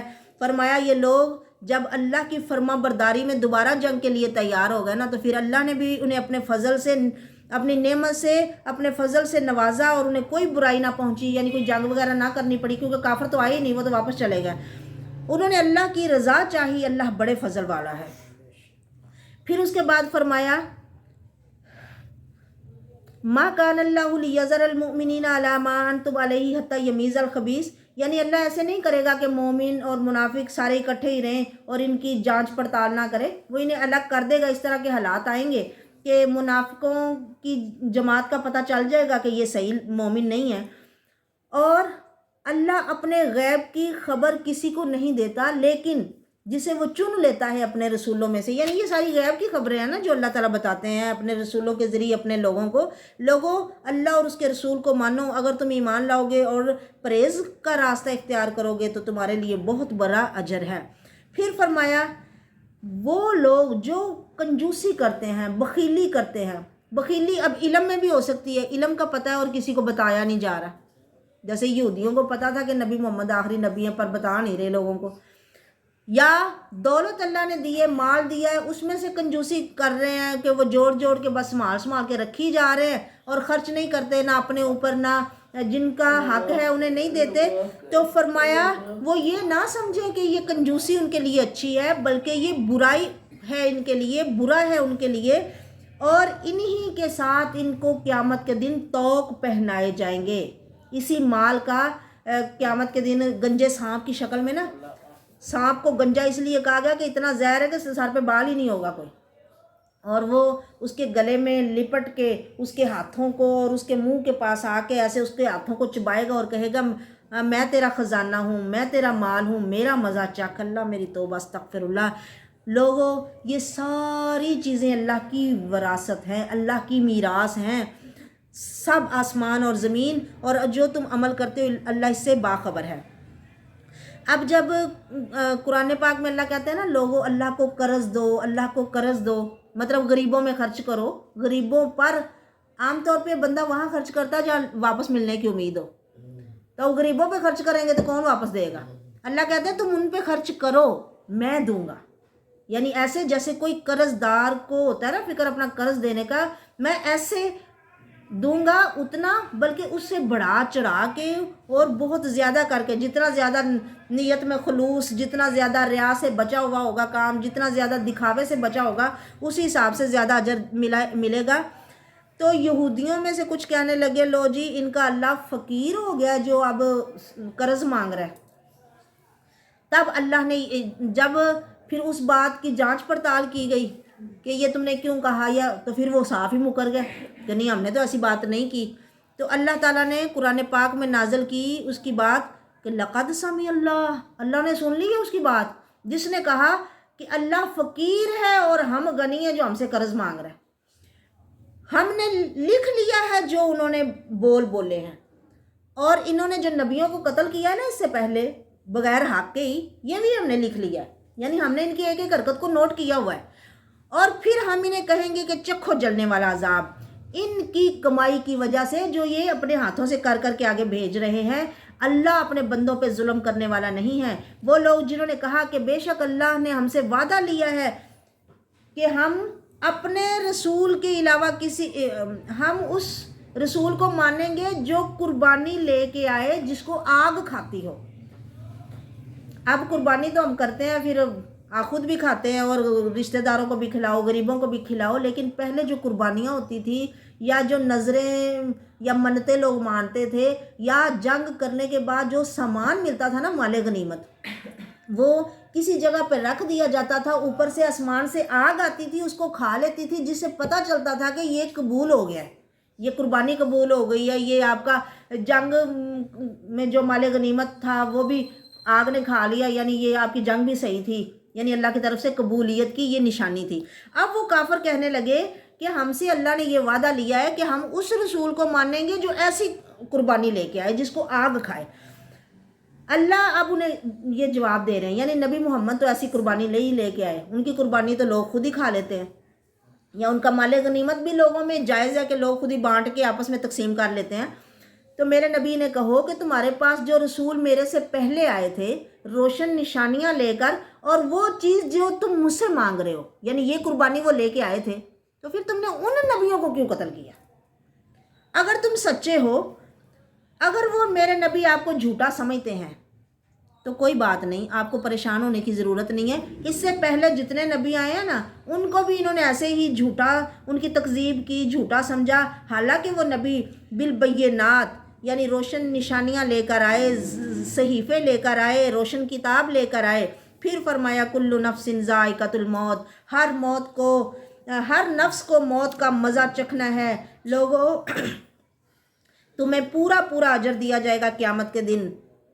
मरना तो सब ने है, ये हर बंदे का ईमान है। एक मौत का ही मसला ऐसा है जिसमें इख्तलाफ नहीं है, बाकी हर मसले में इख्तलाफ है। लेकिन मरने के बाद फिर अगली ज़िंदगी में इख्तलाफ है।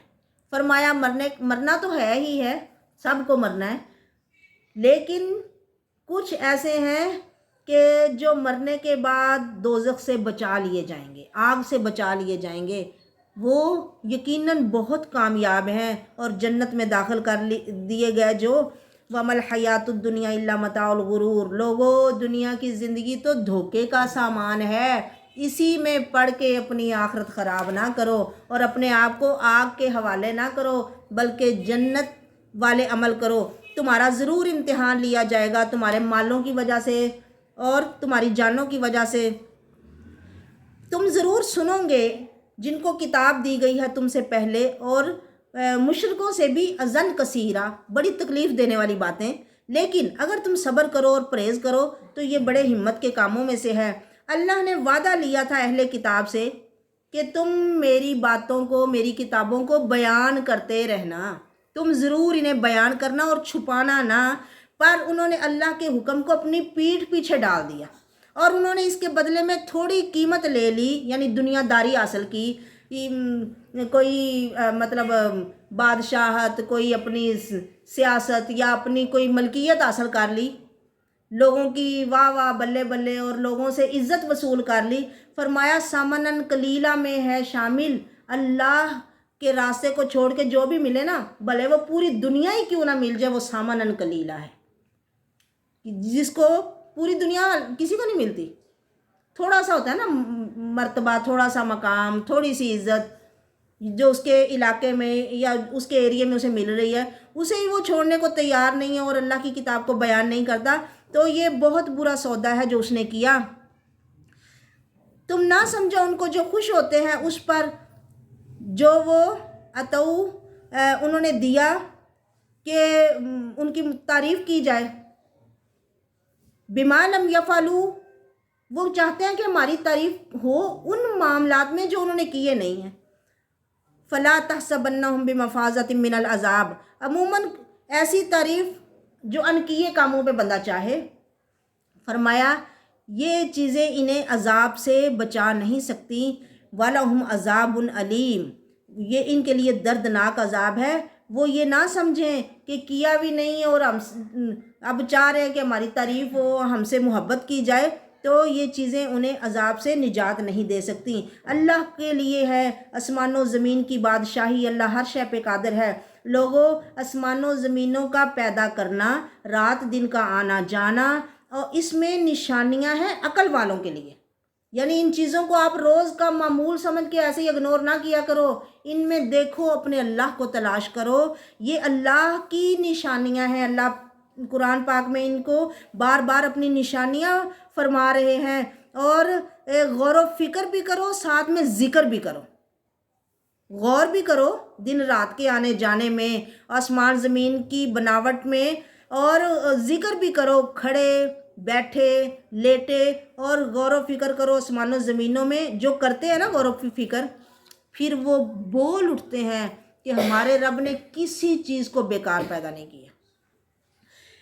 پاک ہے تو اے ہمارے رب، ہمیں آگ کے عذاب سے بچا لے۔ اے ہمارے رب، جس کو تو آگ میں داخل کر دے گا نا، وہ تو رسوا ہو جائے گا، اسے تو نے رسوا کر دیا، اور ظالموں کا کوئی مددگار نہیں ہے۔ اور وہ اللہ سے یوں دعائیں کرتے ہیں، اے ہمارے رب، ہم نے سن لیا پکارنے والے کی پکار کو، جس نے ایمان کے لیے دعوت دی، ان آمینو، یہ کہ وہ ایمان لے آئیں، یہ کہ تم ایمان لے آؤ اپنے رب پر، تو فآمنا، ہم ایمان لے آئے، اے ہمارے رب ہمیں معاف کر دے ہمارے گناہ، ہماری غلطیاں مٹا دے، ہمیں نیکوں کا ساتھ دے۔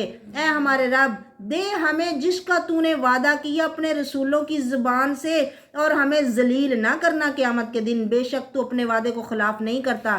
تو اللہ کہتے ہیں فاستجاب لہم ربہم، جو یوں رب سے دعائیں کرتے ہیں نا، تو ان کا رب بھی ان کی دعائیں قبول کرتا ہے، اور انہیں کہتا ہے کہ میں کسی بھی عمل کرنے والے کے عمل کو ضائع نہیں کروں گا، وہ مرد ہو یا عورت، سب کو اجر ملے گا، کیونکہ مردوں میں سے عورتیں اور عورتوں میں سے مرد، تمہارا باز سے ہے۔ مرد کو مرد ہونے کی وجہ سے کوئی فضیلت نہیں، اور عورت کو عورت ہونے کی وجہ سے کوئی اس میں تنقیص نہیں ہے، بلکہ انسان ہونے میں دونوں برابر ہیں، اور عمل بھی جو کرے گا اس کو اس کا اجر ضرور ملے گا، اس میں کوئی کمی نہیں ہے۔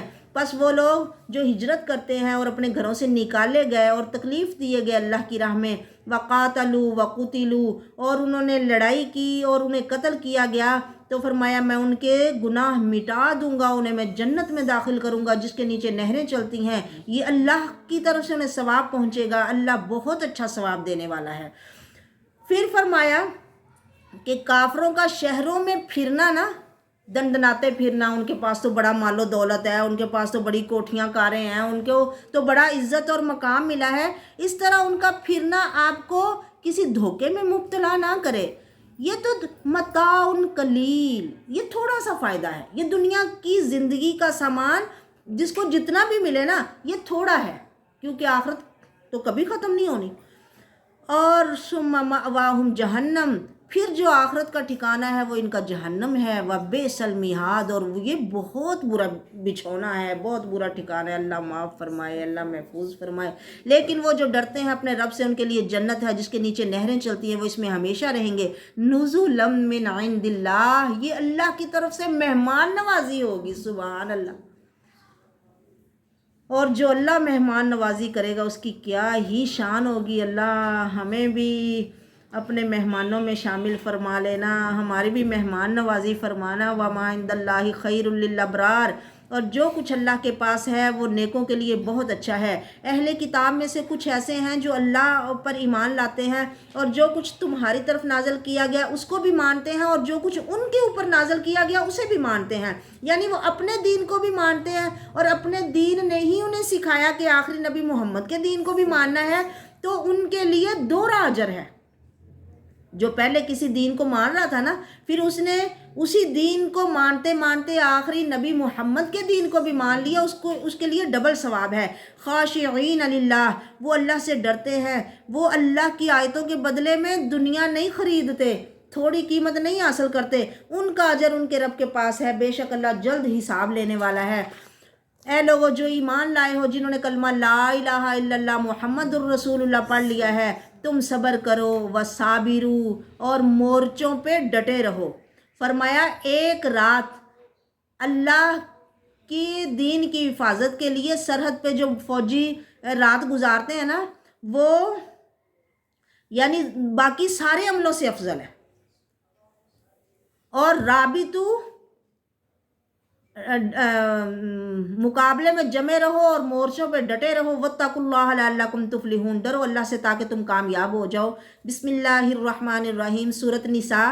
حضرت عائشہ صدیقہ عفیفہ رضی اللہ تعالیٰ عنہ فرماتی ہیں کہ جب میں نبی صلی اللہ علیہ وسلم کے گھر میں تھی، یعنی میری رخصتی ہو چکی تھی، تبھی یہ سورۃ بقرہ اور آل عمران نازل ہوئی۔ اس میں زیادہ تر عورتوں کے مسائل ہیں، کیونکہ اب دیکھیں نا، جب جنگ ہوئی ہے، اب لوگ شہید ہوئے ہیں، عورتیں بیوہ ہوئی ہیں، بچے یتیم ہوئے ہیں، تو ان کے لیے پھر اللہ تعالیٰ نے اس میں مسائل بیان فرمائے ہیں کہ آپ لوگوں کو اب کس طرح سے کرنا ہے۔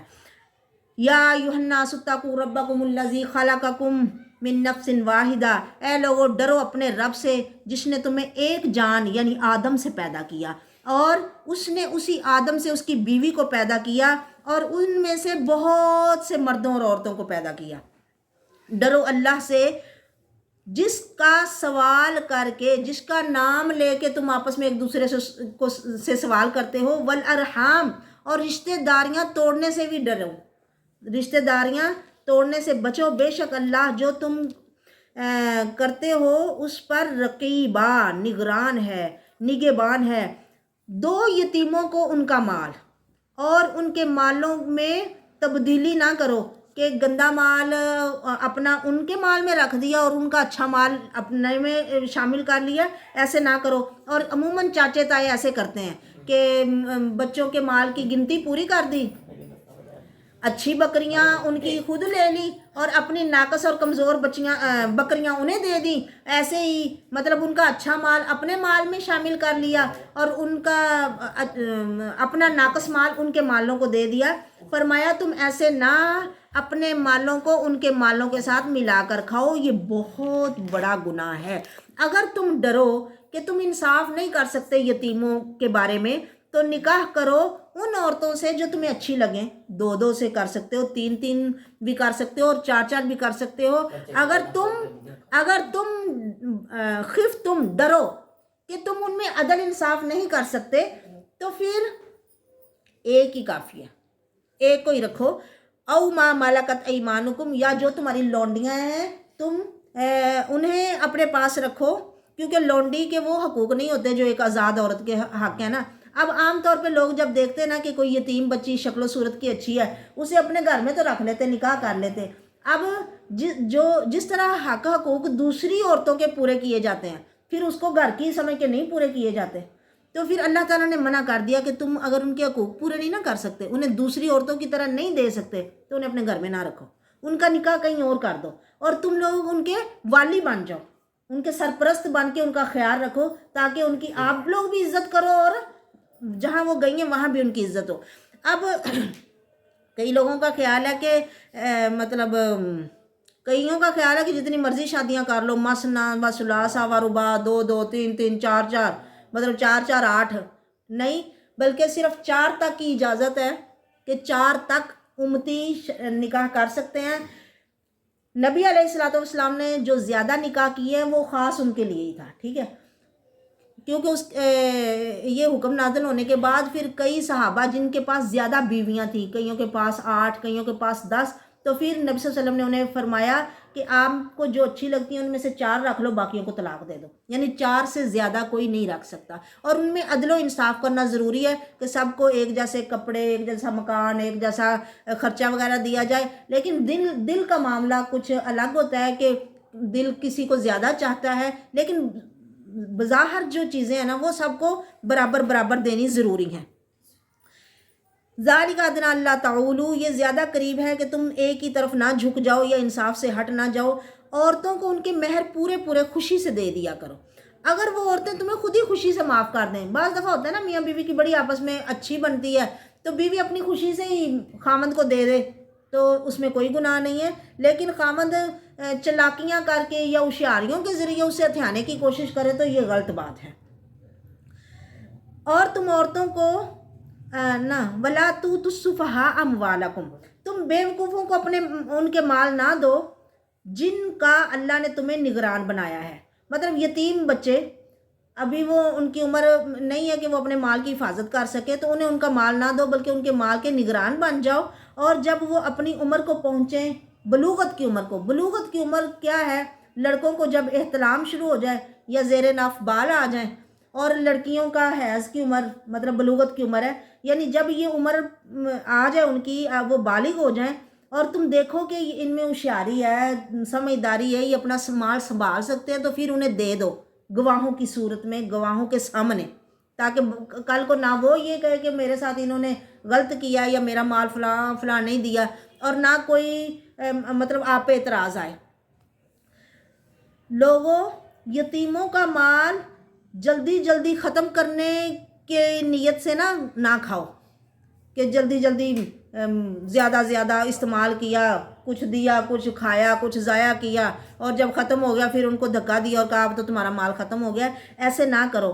جو یتیم کو رکھنے والے غریب ہیں نا، وہ اس کو رکھنے کے عوض میں اجرت کے طور پہ تھوڑا لے سکتے ہیں، مطلب جتنا حق حقوق یا معاشرے میں چلتا ہے، لیکن جو امیر فیملیاں ہیں وہ یتیموں کے مال سے دور رہیں، بچیں، وہ ان کے مال کو اپنے مال میں شامل نہیں کر سکتے یا انہیں اجرت نہیں لینی چاہیے۔ جب تم انہیں ان کا مال واپس کرو یتیموں کو تو گواہ مقرر کر لیا کرو، اللہ بھی حساب لینے والا ہے اور وہ کافی ہے حساب لینے والا۔ مردوں کے لیے حصہ ہے جو والدین اور قریبی رشتہ دار چھوڑ کے مرے، ایسے ہی عورتوں کے لیے بھی حصہ ہے۔ پہلے کیا ہوتا تھا، جو جوان لڑنے والے لڑکے ہیں نا، مال میں سے وہ اپنا حصہ تو لے لیتے تھے، عورتوں کو اور چھوٹے بچوں کو حصہ نہیں دیا جاتا تھا۔ فرمایا عورتوں کو بھی حصہ ملے گا اور لڑکوں کو بھی حصہ ملے گا، وہ تھوڑا ہو یا زیادہ۔ بعض لوگ کہتے ہیں اچار کولیاں نے نہ کیوں بن رہا ہے، فرمایا تھوڑا ہو یا زیادہ اس کو برابر برابر بانٹنا ہے، لڑکوں کو بھی ملے گا اور لڑکیوں کو بھی ملے گا، اور بچوں کا بھی رکھا جائے گا تاکہ جو پیٹ میں بچہ ہوگا اس کا بھی حصہ مقرر کیا جائے گا۔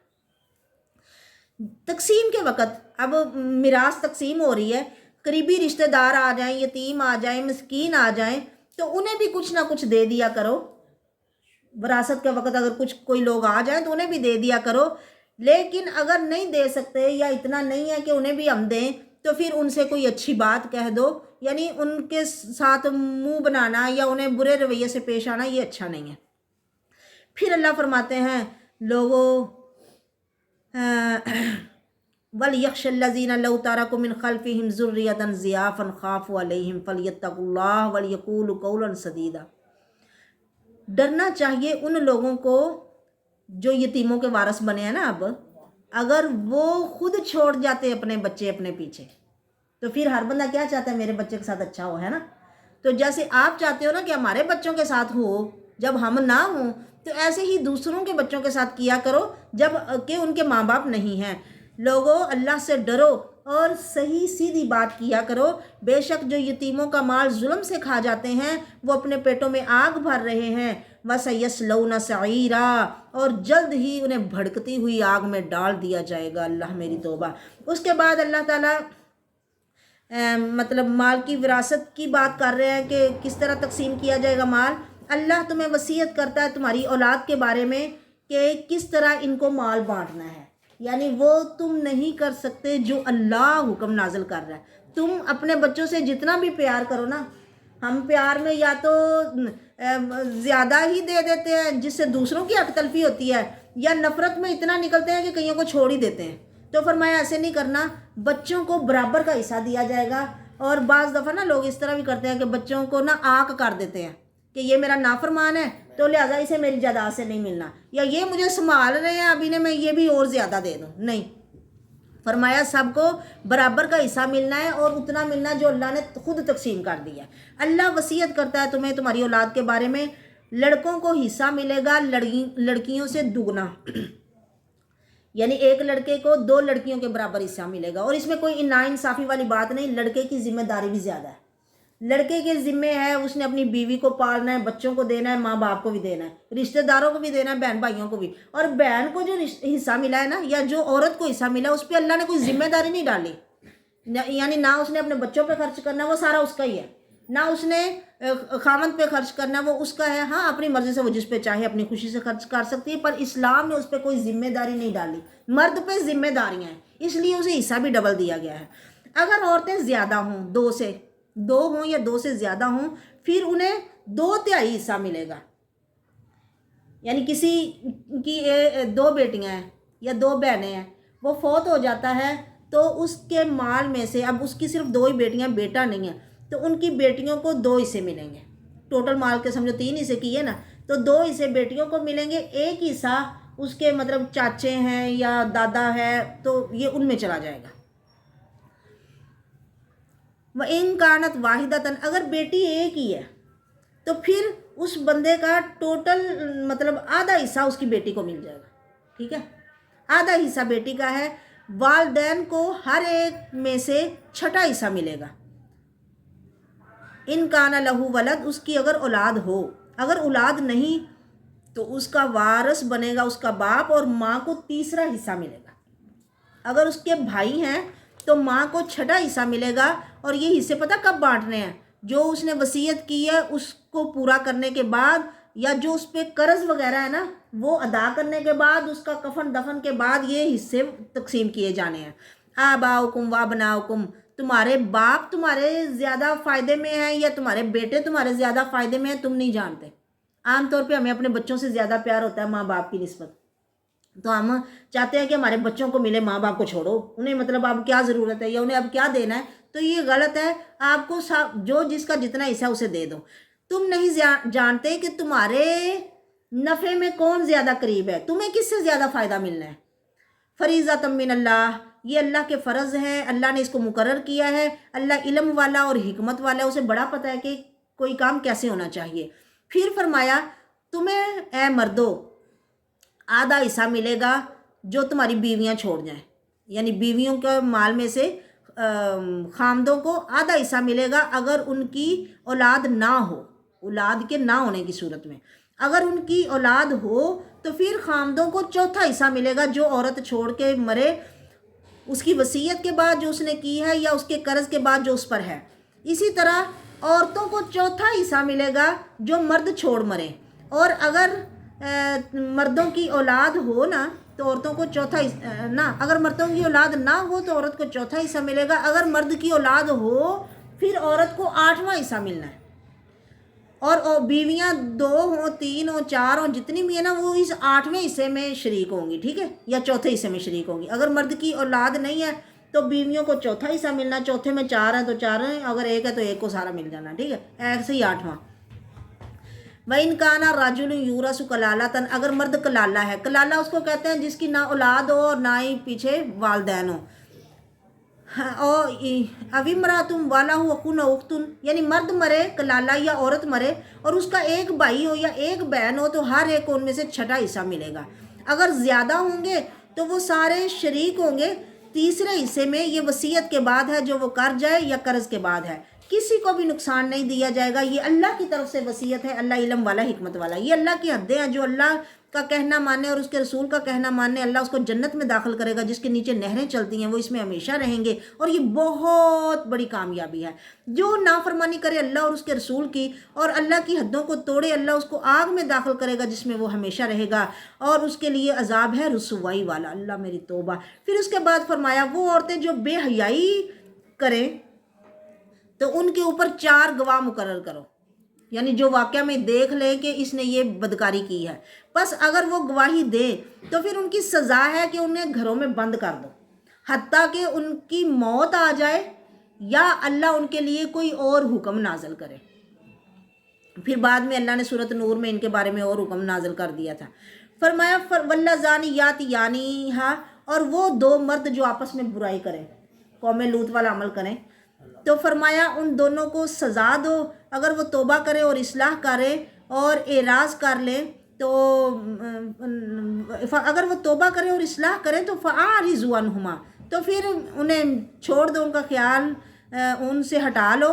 بے شک اللہ توبہ قبول کرنے والا اور رحم کرنے والا ہے. توبہ ان پر ہے جو عمل برا کرتے ہیں نادانی میں، ان کی توبہ جو نادانی میں عمل کرتے ہیں پھر وہ توبہ کرتے ہیں تو اللہ بھی ان کی توبہ قبول کر لیتا ہے، کیونکہ اللہ علم والا، حکمت والا ہے. ان کی توبہ نہیں ہے جو برے عمل کرتے ہیں حتیٰ کہ برے عمل کرتے رہتے ہیں حتیٰ کہ موت آ جائے. اب موت کا فرشتہ دیکھ کے کہتا ہے اب میں توبہ کرتا ہوں، تو تب اللہ نے توبہ قبول نہیں کرنی. فرمایا مرنے سے پہلے آپ جتنے بھی گناہ کر لو نا تو اللہ سے معافی مانگو تو اللہ معاف کر دیں گے. لیکن جب جان حلق میں پھنس جائے اور بندہ پھر توبہ کرے تو پھر توبہ قبول نہیں ہونی. ان کے لیے ہم نے دردناک عذاب تیار کیا ہے. اے لوگو، تمہارے لیے جائز نہیں ہے کہ تم عورتوں کے زبردستی وارث بن جاؤ. پہلے یوں ہوتا تھا جب جس کا کوئی خامند فوت ہو گیا نا، حتیٰ کہ اس کے خامند کے بیٹے بھی جو جوان ہوتے تھے انہیں وہ پسند آتی تھی نا اپنے باپ کی بیوی، تو اس پہ چادر ڈال کے تو اس کے وارث بن جاتے تھے کہ اب سے یہ ہماری ہے. فرمایا ایسے زبردستی تم کسی کے وارث نہیں بن سکتے. یعنی وہ عورت اگر خود بھی چاہے کہ اس کی شادی یعنی وہ کرنا چاہے تو تم کر سکتے ہو، ورنہ زبردستی تم اسے اپنی ملکیت میں لینا چاہو تو ایسے نہیں کر سکتے. اور جو بندے کی باپ کی ماں بیوی ہے، یعنی ماں، بھلے وہ تمہاری اپنی سکی ماں نہ ہی ہو، پھر بھی جو باپ کی بیوی ہے وہ ماں کے رتبے میں ہی ہے. فرمایا تم ان سے نکاح نہیں کر سکتے. اے لوگو وَلَا تَعْضُلُوهُنَّ لِتَذْهَبُوا بِبَعْضِ مَا آتَيْتُمُوهُنَّ إِلَّا أَن يَأْتِينَ بِفَاحِشَةٍ مُبَيِّنَةٍ.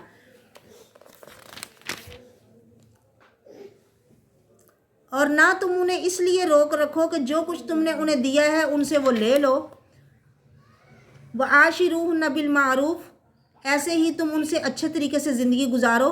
اگر تمہیں وہ بیوی پسند نہیں ہے تو ممکن ہے جو کچھ باتیں آپ کو اس کی ناپسند ہو تو کچھ اس میں اچھی بھی ہو سکتی ہیں، یا اللہ تمہارے لیے اس میں کوئی خیر پیدا کر دے.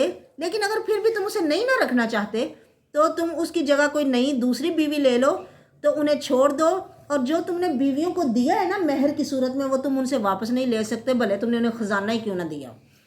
کیا تم ان سے لوگے بہتان لگا کر اور گناہ کر کے، اور تم ان سے وہ مال کیسے لے سکتے ہو حالانکہ تم ان سے مل چکے ہو، صحبت کر چکے ہو، اور تم نے آپس میں پکا وَأَخَذْنَ مِنْكُمْ مِيثَاقًا غَلِيظًا، اور تم سے پختہ عہد لے چکی ہیں وہ عورتیں.